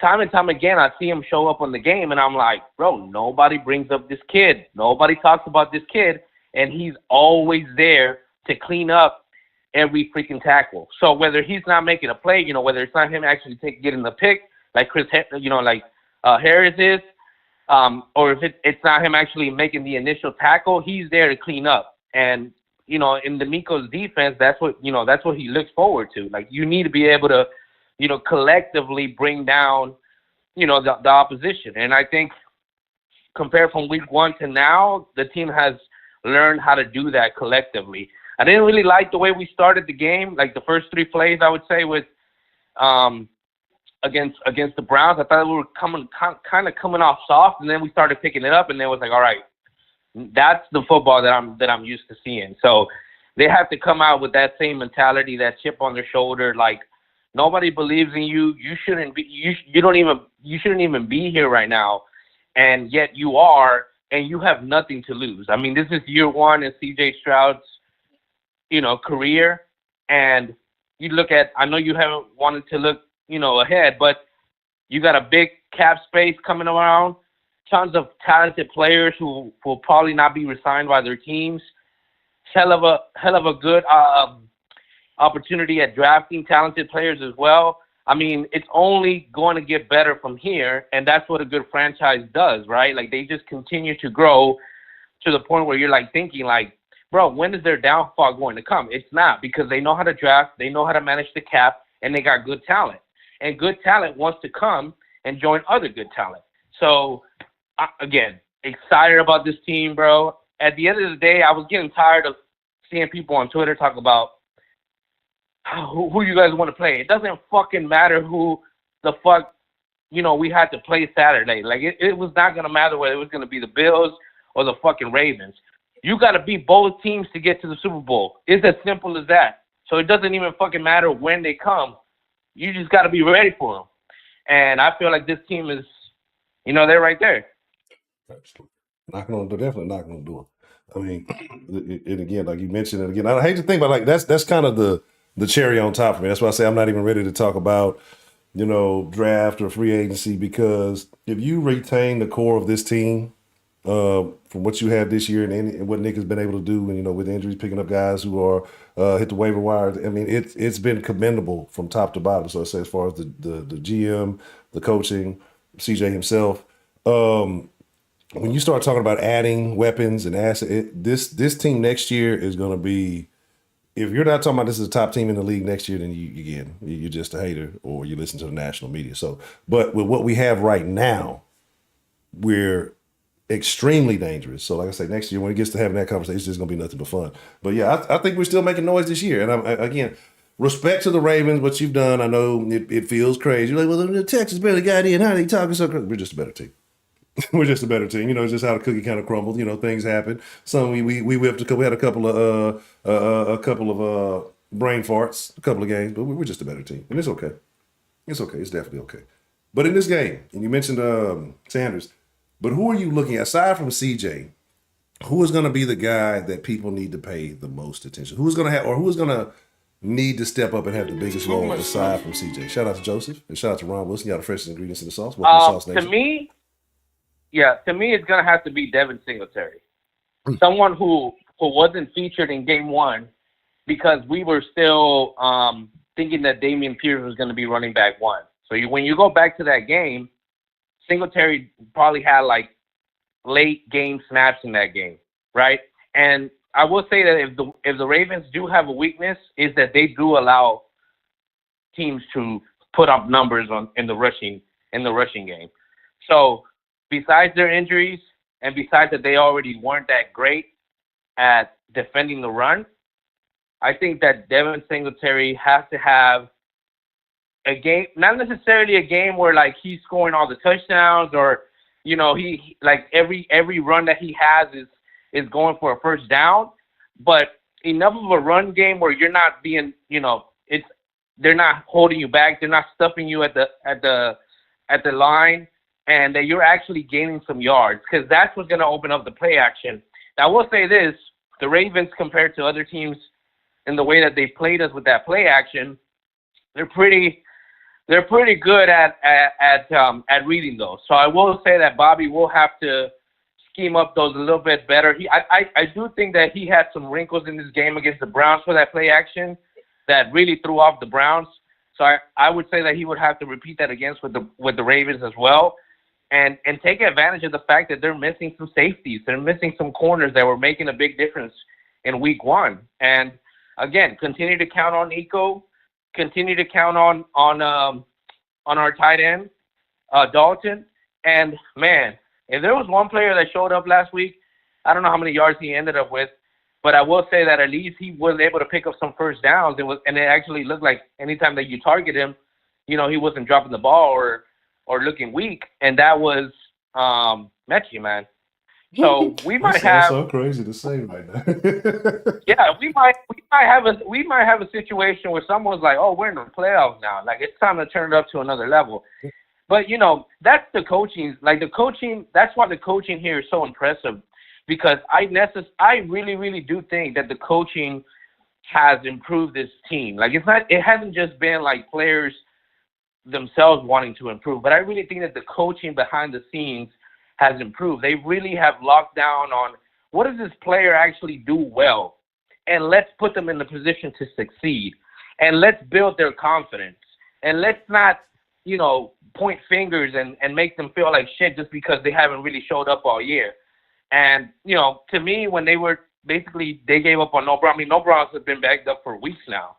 So when I saw him, you know, holding his shoulder, I was like, oh, he's gone. He's on IR. Like, there's no coming back from that. I mean, he's really banged the fuck up. I mean, he basically had a really bad back injury, and then now his shoulder's fucked. So it's like it's all correlated, you know.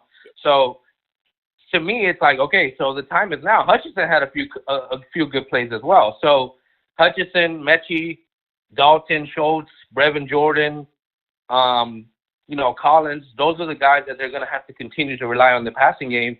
And Devin Singletary just needs to continue to do what he's been doing. I mean, and man, I think if you can get that running game going and Devin Singletary can get that going, then you know you're gonna end up winning the game. I will also say that you had 2 possible turnovers against Baltimore in that Week 1 game. One, you were able to gather the ball and you know give it to the offense. The other one, you weren't able to do so. So that's one thing that I've known that Mikos has been trying to do with the defense is that he's been saying, like, don't just, like, be okay with batting the ball down or, you know, getting the sack. Like, we need the ball back, you know? So that's what we need. So if this team can continue to hold on what they did to the Browns, right, like, not just get the interception but get the pick six, you know, I think that could possibly happen with Lamar Jackson as well. He loves to run. He loves to scramble. He loves to loosely not hold on to the ball. He's been doing that for years. Bunch the ball out, recover the ball, give it back to the offense. Give CJ more possessions than Lamar will have, and at the end of the game, you're going to be going to the AFC Championship. So I'm talking about that's the goal, baby. That's what we trying to do. That's what we trying to do. Already. That's a bit ass mailman. Anything you want to say to the people? And this has been a minute. Anything you want to say to Sauce Nation? Now, it's been a minute. I heard you're supposed to be dropping a remix to the Sauce intro, man. I heard you're supposed to be dropping bars like Eminem, man. What happened? We need to get a remix, but I wanted to copyright something that I thought about the other day, and it kind of correlated. I guess it kind of got triggered by you calling the Sauce the people's champ. So I don't know if you remember this, but The Rock used to go around and he used to do interviews, and he used to say, "Do you want some of The Rock's strudel?" So that's what CJ's about to do. CJ's about to go to Baltimore, M&T Bank Stadium. About to give him a piece of that strudel, baby. What's up? Some of that CJ strudel. Already. That's a BET, baby. Shout out to Asbell, baby. Appreciate you calling in, big dog. All right. We're gonna take a couple more calls, and then y'all already know I gotta get hop in the DN. Folks gonna be late. We're gonna be a little late today. We might have to go 9:30 at the DN. We fired up in this bit. What's the motherfucking deal, man? Who we got calling into the Sauce line this evening? It's Logo Lamel tonight. I got a couple of long distance shots that I need to land. From long range, he's on fire. Real quick, shout out GOTTV and Joseph, man. Again, welcome to Sauce Nation, man. Y'all the freshest ingredients in the sauce, man. Ain't nothing but love in here. And like I say, we just a different little community, but we all Texas fans. I mean, you ain't got to be no Texas fan to be in the sauce. You just got to hold your own. But Mr. Logo Lamel from long range, man, how you feeling about this? We know who our opponent is going to be on Saturday. Going to be the third Saturday in a row. Sauce Saturdays. Y'all know how it go down. The Texans have been balling on Saturdays. Saturdays are for Texans. But how are you feeling about this game now that we know the Ravens are the opponent? I'm even more confident facing them now. History gonna repeat itself. We Lamar Jackson. Talking about the same Lamar Jackson. You talking about the same Lamar Jackson that hasn't been able to win a playoff game, even though they got the number 1 seed and he gets the rest for 2 weeks? That same Lamar Jackson? Oh no! Don't tell the people the facts. Don't tell the people the truth. Don't do it. Don't get them upset. Yeah, that Lamar Jackson, that guy. Yeah, that's the guy that we're supposed to be concerned about. I got a question for you, Lamel. Who do you think is the better quarterback between C.J. Stroud and Lamar Jackson? It ain't no thing. Who I know. If you don't know that C.J. Stroud is a better quarterback, and let me emphasize quarterback, than Lamar Jackson, then you don't know football. It's that simple. Some people are confused, some people are conflicted, but it's all good. But when you're looking at this game, man, what appeals to you the most? What do you feel like the Texans have the advantage, and where are you concerned when it comes to facing this Baltimore team? I think we got the advantage just overall, complete team-wise. We come into this game a little less banged up. They just getting some of their weapons back off of IR, and I really think Andrew's gonna wish his ass stayed on IR after what we do to them Saturday. But the only thing that I could say would concern me, and because one thing we know about the Ravens, on that defensive side of the ball, they play with violence. Yeah. So that's the only thing that concerns me a little bit. We got to make sure CJ stays as clean as possible, and we don't let that boy get hurt again. But other than that, there's no concerns.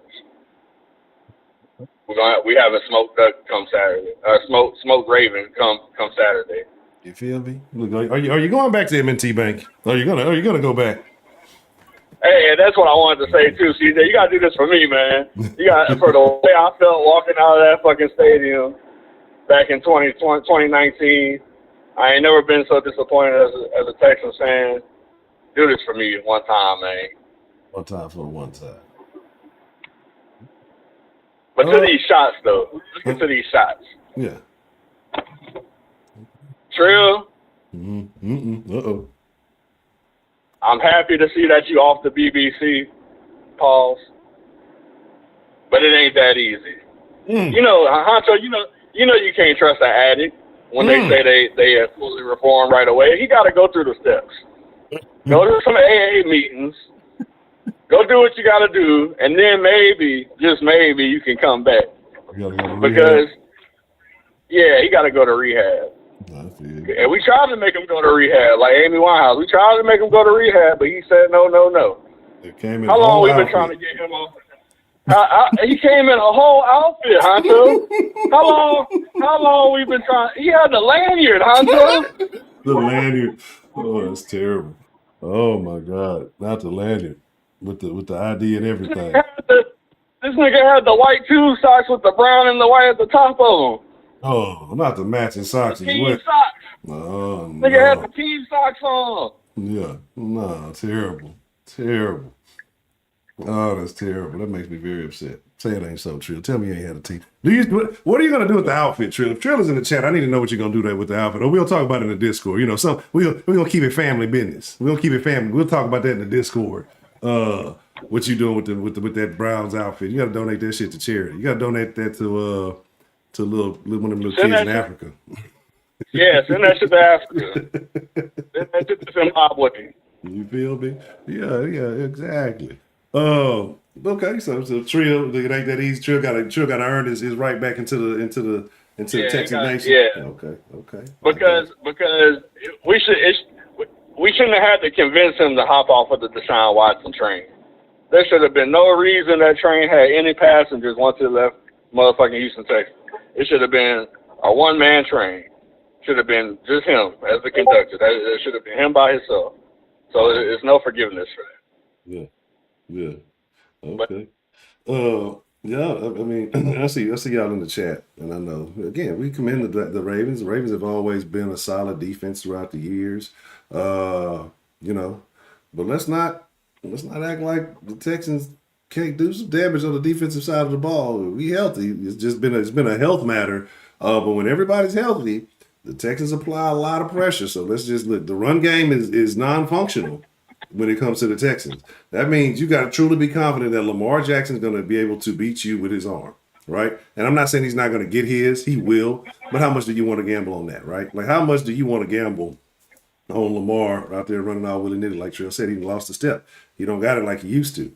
Again, is that a risk you want to take? And then when you put a good look, we already know how Harris County first 48. You know what I'm saying? We got to put the addition on here for the weak sauce stealing ass. Anyway, and again, I'm still waiting on the receipt. It's been how many days? How many days has it been? How many days has it been since we've been having this whole this controversy about this Harris County shit? I've still yet to see any receipt. Like, I'm telling people, it's so easy. And I'm a man of sensibility and rationality. Just show me receipts. Now, still yet, motherfuckers cracking jokes, smirking in their little corner, all this shit. They ain't showing receipts. All that joke cracking shit is corny. I provided y'all proof, yo. I said it first, but I can't prove it.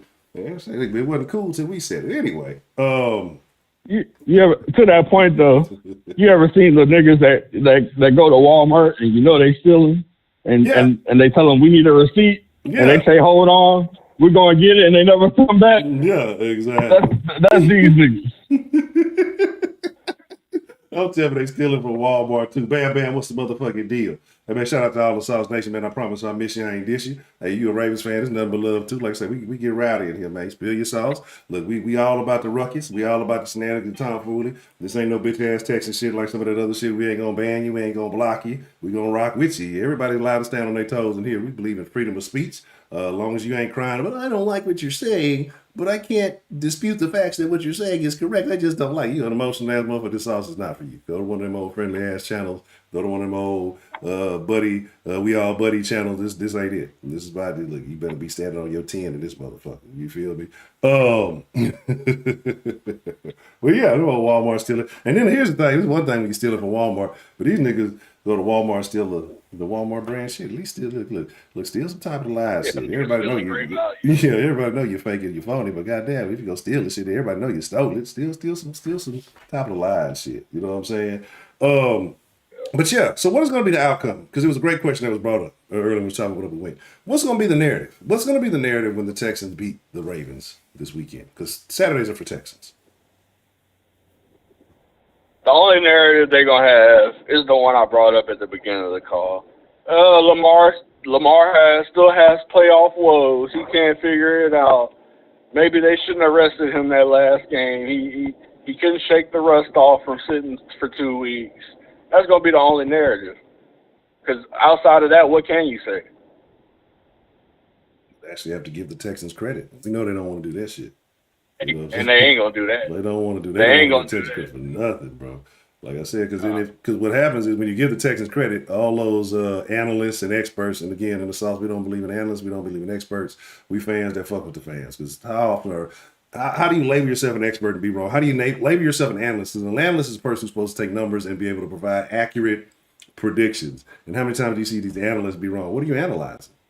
What do you really analyze? So again, it's about the eye test. It's about the real factor around here. So again, only thing they analyze is when they put their head up their ass. That's the only thing that's analyzed. Pretty much. Like I said, a lot of these motherfuckers. I don't understand how you have an ego off of another man's work, right? Like you have an ego about yourself because you basically shout out another motherfucker all day because you analyze somebody else's work. Not the shit that you do.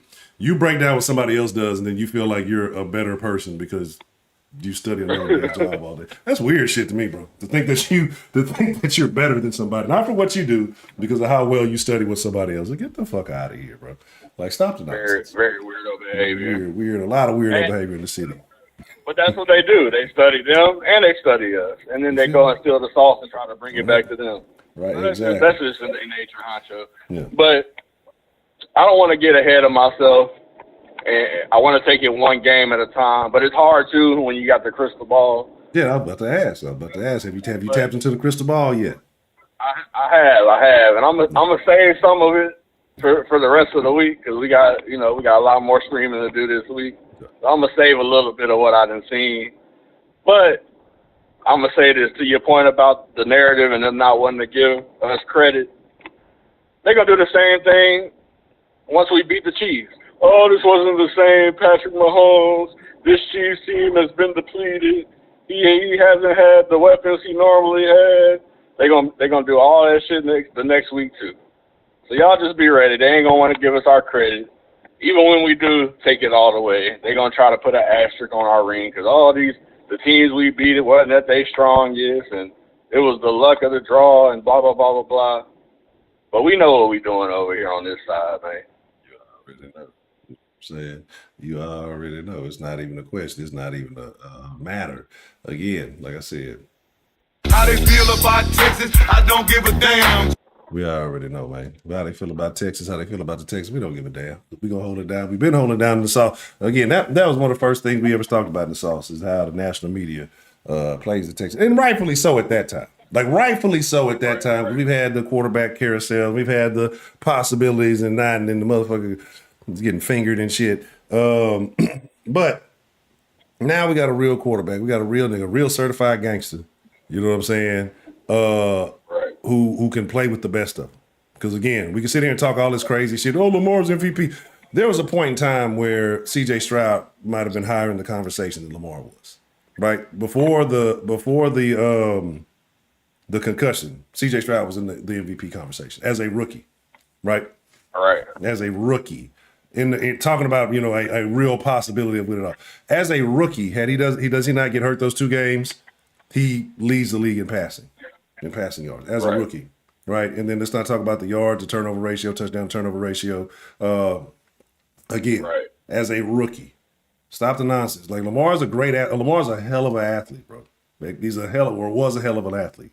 That's why he started noticing that he's losing that step. That's why he's trying to advance his passing game. But he's not a better quarterback. He's not a better thrower of the ball than CJ never has been, and at this point in his career never will be, right? Because CJ's never going to get better. So it is. Okay? Again, like, it's cool because we understand as Baltimore fans, y'all only listen to the national narrative, right? Because they talk about y'all, so you like it. It makes you feel good, strokes your ego. But when it comes down to the real conversation, y'all don't know what the fuck y'all talking about. Y'all don't know what's going on this side. You know what I'm saying? Exactly. Right. You know what I mean? So it is what it is. Again. But yeah, like I say, we definitely going to need some insight from the crystal ball. The people need to know how this shit going to go. But like I said, we got plenty of sauce. We got plenty of time. It feels like... yeah, you ain't lying. I've been going live since Saturday. It doesn't feel like Monday today. It don't feel like. You also been on that drink since Saturday. Yeah, that's what I'm saying. I've been on that thresh. You know what I'm talking about? Shit, thresh for 3 days. Yeah, baby, I ain't gonna lie. That shit here, I'm amped because look, the party don't stop. The party don't stop till the Texans lose, baby. Like I say, I'm riding the wave. You know what I'm saying? I'm feeling good, feeling great. You know what I'm saying? I just feel like. Come on, because like I say, this ain't the same thing. Like I say, when we played Kansas City and had it on, I was not excited about this shit, right? Because it was that loss to Denver that just killed the rest of the season. Like, I'm amped. I don't think I've ever been this amped in a Texans playoff conversation. Again, we can talk about old Baltimore when the Texans facing with TJ. We should have beat Baltimore then. Ain't no Jacoby this game, bitch. Ain't no Jacoby handing y'all the win. Y'all should have lost that shit. And whatever reason, Kubiak, like of all the times to decide to go away from Arian Foster when Arian Foster was gashing them boys, then you want to put the ball in TJ Yates' hands and then try to fucking throw it to goddamn Andre, which was dumb. But anyway, that's a whole different situation, man. You know what I'm saying? Oh, okay. Again, how many league MVP? Right, Lamar been in the league how long? How many playoff wins? Right, that's cool. All that regular season shit is awesome. It's great. This is another season. This is the second season, right? This is not that. Everybody ready, right? We've been playing playoff football for 3 weeks around here. You know what I'm saying? It's been life or death for the last 3 weeks. Y'all coming out, y'all was like, we done took a little relaxing vacation. You know, we rested our bones. We just got to get back into it. Y'all finna get smacked. Ravens finna get smacked this weekend, bro. Smacked. And one thing, bro, I've realized from watching that CJ documentary and watching his post game interview from this past dub, he trying to win one with these boys that's on this team now because he know not some of them not gonna be here. Yeah, absolutely. And I think that bond is what's making this team so special. And we know from all sports history, when a team got a bond like that, watch out. You feel. So again, that chemistry is about that's something like I said, that chemistry. I don't think we've ever had chemistry like this on the Texans team. Not like we've had chemistry with stars. You know what I'm saying? And the stars fuck with you. But I don't think I don't think we've had chemistry from top to bottom. And this whole team from the coaching staff to the players is united, man. Yeah. They all playing for each other. Yes, even the ownership. Callahan out there grilling and throwing up the H and all that extra shit. Yeah. We still don't fuck with Kerry though. Look, we don't fuck with Kerry McNair. You know what I'm saying? I heard that nigga fell down the fucking steps on the private jet. You know what I'm saying? He out of there. Yeah, we don't. We don't acknowledge Kerry. I heard he be popping pills like old buddy, the Colts owner and shit. I can't think of his name. Kerry McNair be out there with Jim Irsay on that shit. we ain't rocking with that nigga. Better not get nowhere close to the Tex. We fucking with Hannah. We fucking with Cal. That's my pal, and that's how we rocking, baby. All right. Okay. All right. Well, Mr. J. Mel, any other sauce you want to spill on these Texans this evening? I'm gonna just say something to the Ravens fans that's in the chat. They want to talk. I seen one of them talking about we ain't done nothing but respect y'all and showing y'all love. And after the first game of the season, we said y'all was a good team. Fuck all that. We want all the smoke, bitch. Smoke, baby. Ain't no love over here. Smoke season. We'll talk about that shit after season. We coming with bad intentions, bitch. You feel me? Nothing but negativity, nothing but hate, nothing but all the worst things happen to y'all. Look, we try to put a foot on your neck, baby. It's okay. You know, you can heal up after we done. We'll talk about it at the end of the season. But shit, right now, it ain't no love. You know what I'm saying? The other time, hey, go Ravens. That's cool. Whatever. Fly. Feather. What they call that shit when they be clipping when they take the wings off the bird so they can't fly out the cage, or they be molting or some shit. Whatever they call that shit. You know what I'm saying? We don't give a fuck. Y'all ain't flying this weekend. I'm gonna take it a step for they don't fly anyway. They run the ball. So. Exactly. They don't do nothing through there. Yeah, so whoever seen a Raven that don't fly, kind of oxymoron. But we about to pluck the feathers off these bitch ass Ravens. That's what we about to do. Yeah. See these niggas bald, sit and discuss it. That's what we about to do to these bitch ass niggas. Yeah. So like I said, ain't no real hate to y'all niggas. But for this week, nigga, it's up. Yeah, it's up this week. You know what I'm saying? Usually when it's ain't up, no it's love. up. Usually when it's up, it's stuck, but it ain't stuck. We just, after this week, it's all love again. You know what I'm saying? We be cool again, but it's stuck for this week till Saturday, baby. Yeah, we stuck. Ruffling feathers and clipping wings, you feel me? You know what I'm saying? Uh-huh. Yeah. The Browns fans was talking. The Browns fans, again, when you live in the city of Cleveland, you're bound to be delusional. I'm pretty sure all that the chemicals in the air and pollution and shit is got to do something to your brain cells, right? So, shout out to Cleveland. Not really. But. Baltimore ain't much better. They just drop more bodies. Yeah. They just drop more. You. Like I said, that game I went to a few years ago, man, they found a body in the porta potty. Yeah. This is gonna be game 2. Game 2 of the Ravens and the Texans. They're gonna find some bodies in the locker room come Saturday. Oh, bodies dropping to the line. That's what I like to hear, baby. You know what I'm saying? And then look, man, I seen the Browns fans at the Texas game trying to get brolic, trying to get loud and shit. Got ran up out of y'all. Look, Texas fans, y'all better stop this shit. Y'all better let niggas know. I know we're not playing at Houston this game, duh, I get that. But y'all better stop letting motherfuckers come to NRG and feel comfortable. I know a lot of motherfuckers we just want to come here to have a good time. We don't want it, man. Fuck that.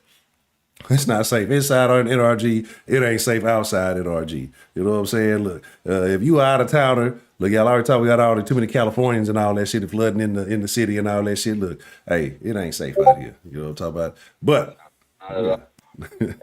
and one last thing, I forgot because I got too busy shooting the trail. Yeah. My main shot that I was sending long distance was for Clarence with the real good parents.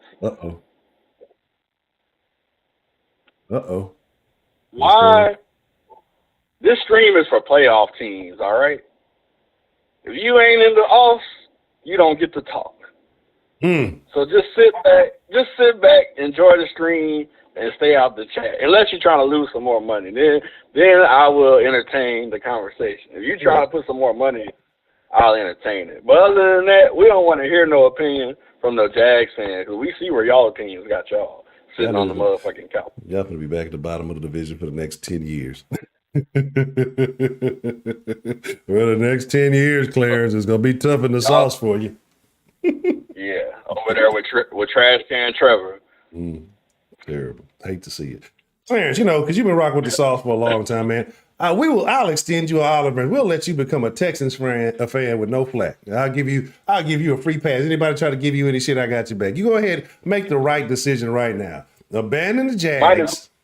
Go ahead and come be a Texans fan. Go ahead, go over to Texans. Come get with a real team. Stop doing this to yourself, Clarence. I like you, Clarence. You're a good dude. Stop doing this to yourself. I don't want to see you suffering. You're gonna need therapy and shit. You know what I'm saying? Save yourself some money in the long run. Well, he might as well, Honcho. He already paid me and you the entry fee. You feel me? You feel me? Straight up. He done paid his way. You know what I'm talking about? You gonna run with the Jag, boy, you gonna get run off with the Jag, boy. I'm trying to look clear. Come on, we ain't gotta look. Don't do yourself like that. Ain't nothing but love in here for you, baby. We're trying to help you out, man. You can bring your hot dog cart too, Clarence. You can bring the hot dog cart to Houston. Come on, man. Only thing you can't bring is the golf cart because y'all don't have one. That's right. Boy, imagine that. Boy, imagine say your shit, you got a sprain nigga. This nigga don't even get on the cart. No cart, no heart, baby. Y'all know how that shit go. But that's a bad answer. That's a BET, babe. All right, Jay, man, I appreciate you kindly and spilling your sauce with me this evening, man. Already. You already know. Yes, sir. All right. We're going to take one more call, right, before we get in the den. We're going to take one more call before we get in the den, and I think this will be the ideal call to end it on this night. You're like, what is the den? Just go to thedenshow.com. I ain't set up the live for the den tonight. I'm going to give y'all some dens. I know it's been a while, but don't go in the den if you can't handle your own, because the den is way worse than the sauce. And we don't talk no sports in the den. It's pure violence. What's the motherfucking deal? Who we got calling into the sauce line this evening?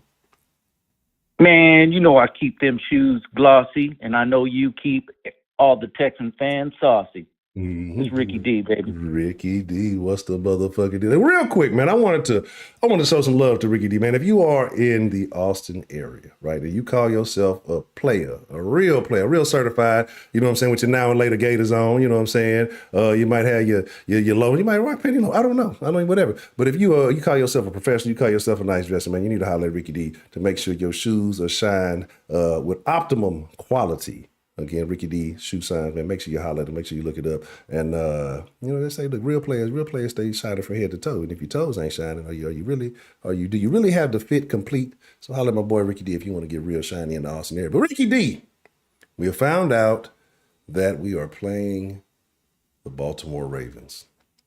Does this concern you? No. It is written. It has to be done.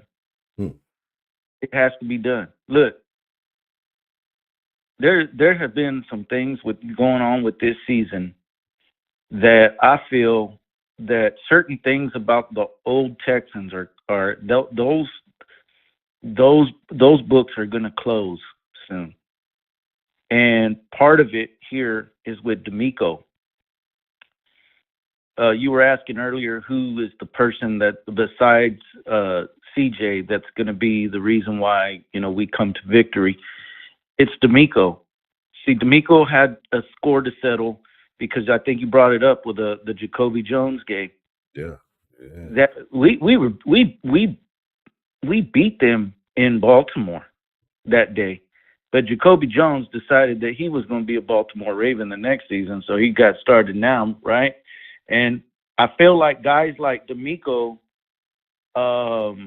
even like Foster and stuff, I feel like they kind of feel like that game got taken away from them because we were sitting there toe for toe with by all means another rookie quarterback at that time, but he was a fifth rounder, and I think DeMeco already settled the score with Flacco. Yep. And now it's time to settle the score with the rest of the team. And I just feel like DeMeco being who he is, he's going to have this team so finely tuned and ready to go. Because I don't feel, look, we know that the Cleveland Browns came in the first time and, they were playing against the team that we were supposed to use to clinch. Like when we clinched the division, they were playing against the team that we were supposed to play the next week because we clinched, right? But I know this, that then the second time we played them, the story wasn't the same story. It was, in fact, very reversed. And I kind of feel the same way here. I think DeMeco has also matured as we talk about the maturation of CJ Stroud a lot, but we also need to look at this coaching staff too, man, because they've matured a lot too. I think DeMeco early in the season was trying to emphasize the we're gonna play hard, we're gonna take risks, we're gonna do all these things, and it bit him a little bit in that first game because if I think people just need to recall something too. As good as Baltimore was in that first week, right? The halftime score was 6-7 after CJ settled himself down, and we were then, and it was like the third quarter, and it was a 4th and 2 from our 45-yard line, and we decided we were going to go for it. And I always felt like, especially with Clowney, with Jadeveon Clowney, I felt like we should have did what we could have. What we should have did was to try to bark them off sides. If we didn't, we take the penalty, we punt the ball. And I think we're still very much so in that game, because it was only then that when we tried to go for it, and of course CJ and everybody, they were all new. Nobody knew how to play together. And next thing you know, we don't get the first down. We're still thinking that Pierce can get us 2 yards and stuff like that. And we don't get the first down, and then they go on to score, and then it just kind of gets out of hand. And then, of course, Odell Beckham Jr. starts, making some plays and starts acting like he had been balling all game long when he knows damn well he was locked up pretty much all game crying and shit. I'm hoping that we get that motherfucker so mad at the net again. I really do. But I don't think DeMeco makes those mistakes anymore. And I think he matured from that too, because if you notice, he stopped going for 4th downs a lot. We early in the season, we were going for them.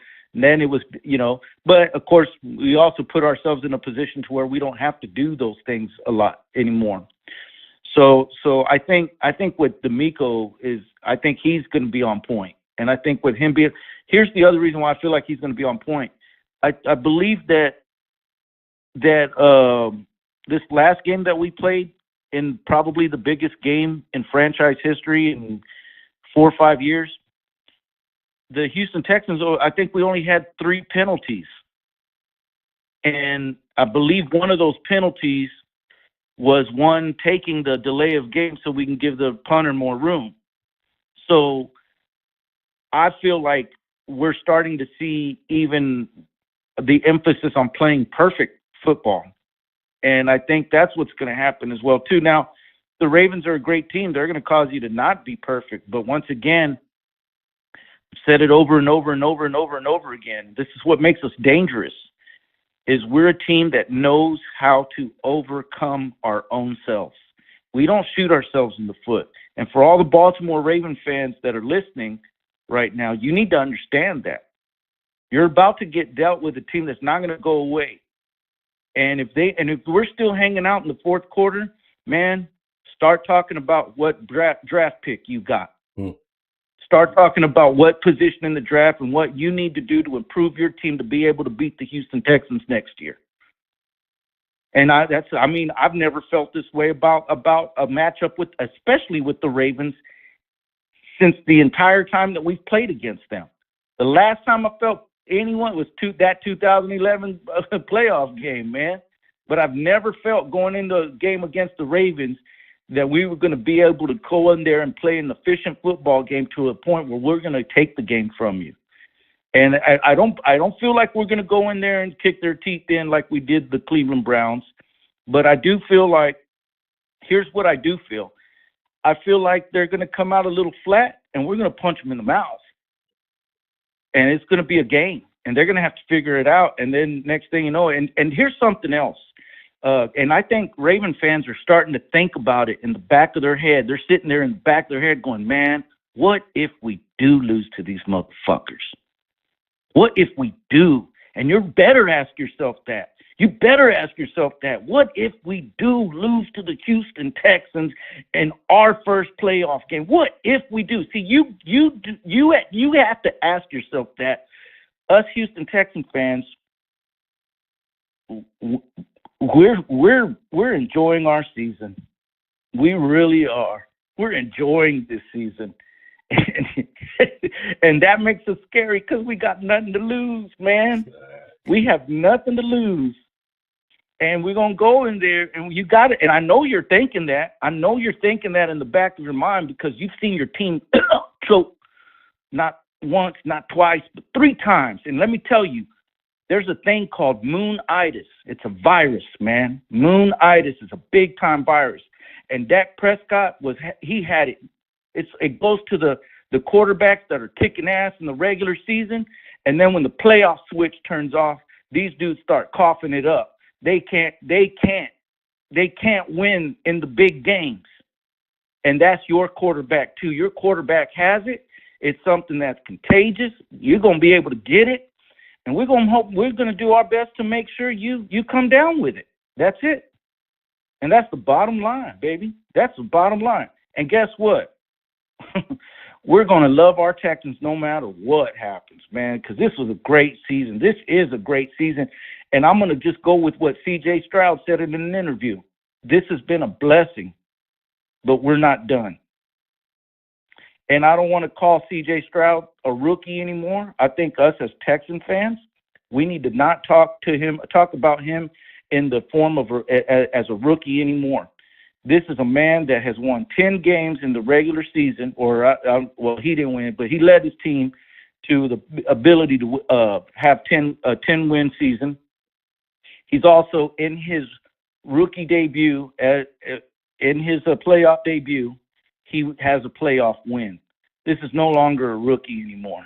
And I suggest the Ravens and all y'all over there, y'all treat it that way because he's going to send you home. And that's all. That's what I got to say about all of that.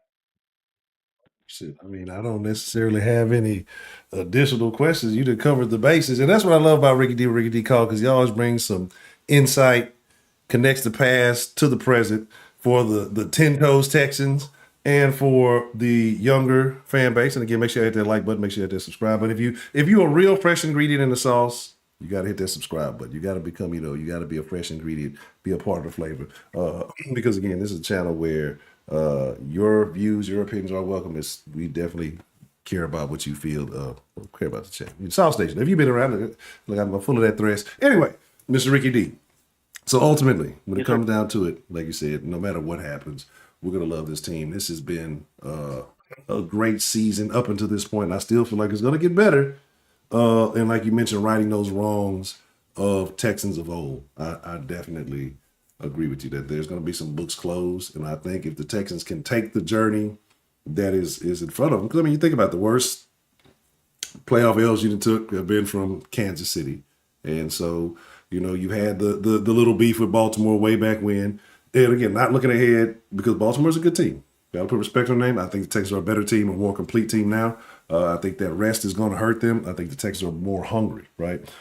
When you're getting those accolades, you're getting all those awards that makes you comfortable. Oh, I'm an MVP. You kind of, I'm not saying that it doesn't make you play worse, but again, those things satiate your hunger a little bit. And we know Lamar's playoff woes. So I feel like this is going to be a situation where the Texans may upset some people, man. I think they may upset a lot of people. And again, you look at that the fact that you're talking about Lamar being an MVP, and you look at that guy across the way, he's going to take that personally. I think I've been saying that CJ's got that MJ, that mama mentality, and all he needs is something. Just give me something. Give me some bulletin board material. Give me something to light the fire that I already have. And that's all he has to do is look across the field and say, okay, that's the guy. Okay, that's the guy who got what I should have. Okay. You know what I'm saying? And so, yeah, I think it's gonna be a beautiful thing for the Texas fans Saturday evening when we're in the stream. Honcho, real quick, I'm trying to remember, and this is something that I think is huge too. If I'm not mistaken, Scruggs didn't play in that game, and neither did Christian Harris, right? I don't believe they did. Yeah, and that's again huge factors. I want to say Scruggs. I can't remember. I can't remember Cash. I believe Scruggs was still out for the season, like he was on the IR because had to start the season that way. Yeah. Scruggs wasn't available. And I also, I'm sorry. That was also a game where we ended up having to do makeshift offensive line and all that stuff. And I just kind of feel like we're not that makeshift offensive line now. Like everybody knows their spot, and Christian Harris is right now. He's playing in a different atmosphere right now. I just kind of feel like Christian Harris is going to make all the difference on the defensive side of the ball. I think all it's going to take. Honestly, the one thing I think is going to be the biggest changer in this game. I think that it's going to be a situation where the Texans collapse the pocket. Lamar's going to escape, and he's going to go do what Lamar does, but he's going to get a situation where he comes face to face with Christian Harris. Christian Harris is going to put Lamar on his back. Lamar's not going to want to run ever again.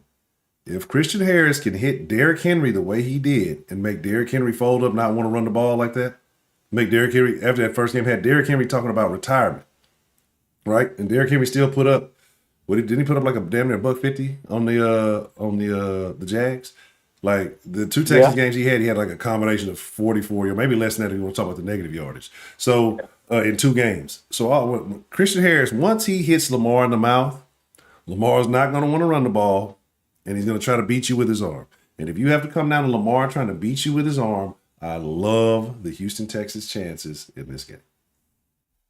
I do too, and I feel like this game is the reason why DeMeco Ryans took the position with the Texans. I feel like this whole thing was because he felt when he left he didn't leave, but when he had to leave the team, he left some unfinished business with that. I felt like, we all felt too, man, that 2011 team was a Super Bowl team.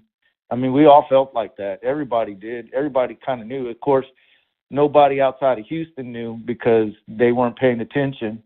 But I think too, with C.J. Stroud, it's going to be well, I was supposed to be in the MVP race, and this is the dude they say is the MVP. So don't I get to, if I beat him, don't I get to be MVP? Like, I still think he's like, you know, I don't think he's necessarily concerned with that accolade, but I think it's the, like you said, the one little driving force that's going to have him tuned in and zoned in. And I don't know, man. I'll tell you something else too, man, on a spiritual level, on you know, I'm a praying man, bro, and I'm a church going dude too. You know, and I'm just noticing, man, that there's just a lot of little things that are, it's getting to a point where you're starting to go, like, is this finally like the moment? Like, is this our time? Like, you know, like it's, you know, just little things, man, little things. And I tell you what, man, I've been like, man, you know, and I'm glad that we got that dude as our quarterback. But not only, have you noticed, it's not just him too. Like, a great majority of them, you know, are speaking about stuff like their faith and things like that. That I just sit there and, you know, it makes you want to root for them, man. It really does, because they're a breath of fresh air after all the stuff we as fans have had to endure. And I mean, I don't know, man. It's just, it's, you know what it feels like, Honcho? We don't want this season to end. That's a great position to be in, considering where we were at. What, a whole year ago? We were sitting here looking at, you know, what might be the draft, and we were begging you guys to get on and do your sauce, and, you know, and it wasn't even worth doing a whole lot of stuff. And oh man, it's just, I'm just, it's been a great ride, and I don't want it to end, man. I don't want it to end. Anyhow, I know you got to get going, man. I'm gonna let you go on that, man. And man, I can't wait for all the other streams throughout the week, man. Have a good one. Yes, sir. All right. Shout out to Ricky D, man. I appreciate you calling in and spilling your sauce with me this evening, sir. Shout out to Ricky D, man. So that's gonna be the last call of the evening, right? Again, we go live every day, Monday through Friday, 7 p.m. Central in the sauce. Shout out to everybody. Shout out to all the new fresh ingredients in the sauce, man. Well, one, greatly appreciate you being here. Thank you. You could be anywhere in the world. The fact that you came in here and rocked out in the sauce, rocked out with Sauce Nation, it's nothing but love. So again, like I say, that is always appreciated. Never take that for granted. Shout out to all the Sauce Nation. If you're not new to this, but you true to this, what's the motherfucking deal? Y'all already know. If you a member, go ahead and drop some of them pipes in the chat, because you know we hitting that Texas. Look, they didn't put out the new pack. What? Matter of fact, the Wire, right? We put out the new Texas pack. You know what I'm saying? Yeah, we got that new pack. What you gonna do? You know what I'm saying? The Ravens gonna lose to the Texans in meeting number 2.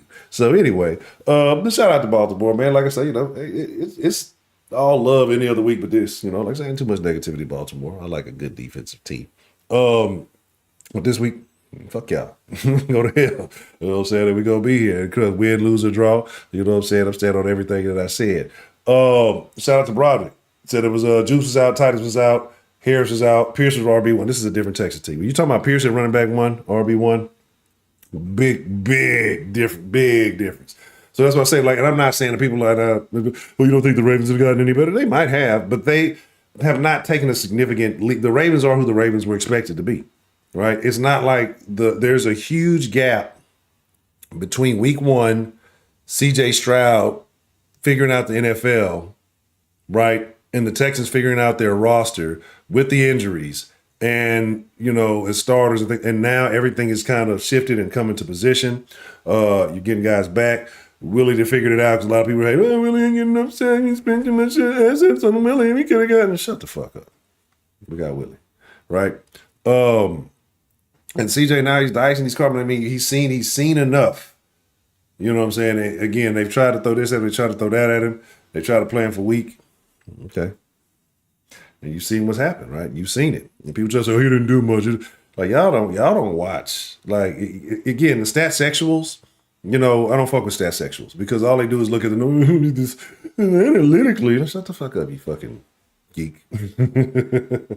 Shout out to Wake, man.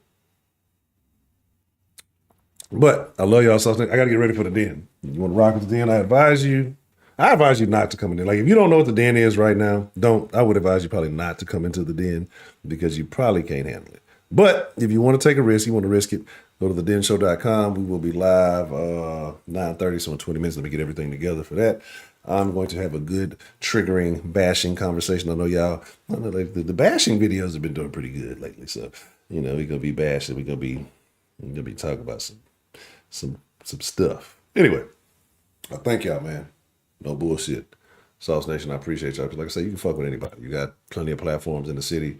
I was out for a little while earlier, last year and things, all that. Y'all could have said, man, fuck the sauce, fuck honcho, fuck the round table, and ventured off somewhere else and been rock with somebody else. But the fact that y'all come back to the sauce each and every time, man, I do not take that for granted. Not one bit. Each and every one of y'all, man. I appreciate y'all. Whether I've been chopping up with you for years, whether it's only been for a couple of minutes, whatever it may be, man, I thank you, because you ain't got to support this platform. You ain't got to watch it. You ain't got to like it. You ain't got to do nothing.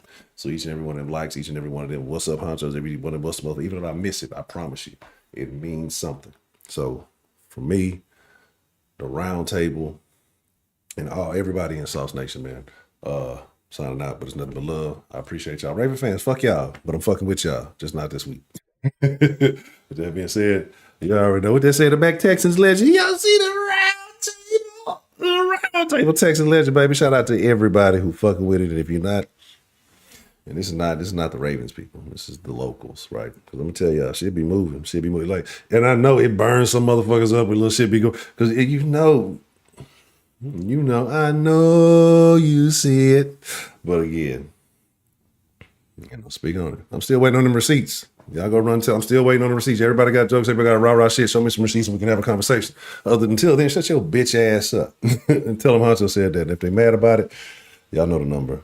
Shit, hit a nigga up, bro. Like, yeah, y'all know who I'm talking to. And again, prove the receipts. I'm told that. I'm like that. We'll address it when you prove receipts. Other than that, Saul started it. Until you can prove otherwise, Saul started it. And I'm standing on that, right? Y'all want to ride them? We started that, but the radio still a shit. Y'all afraid to say something to bitch ass niggas. Y'all want to ride them bitch ass niggas nuts because y'all some bitch ass niggas. I want all the smoke. Shout out to Daniela, man. I'm out. I got to get ready for the den. There we go. Texans gonna beat the shit out the Ravens this weekend, but we rocking tomorrow 7 p.m. Central. Shout out to South Nation. We go.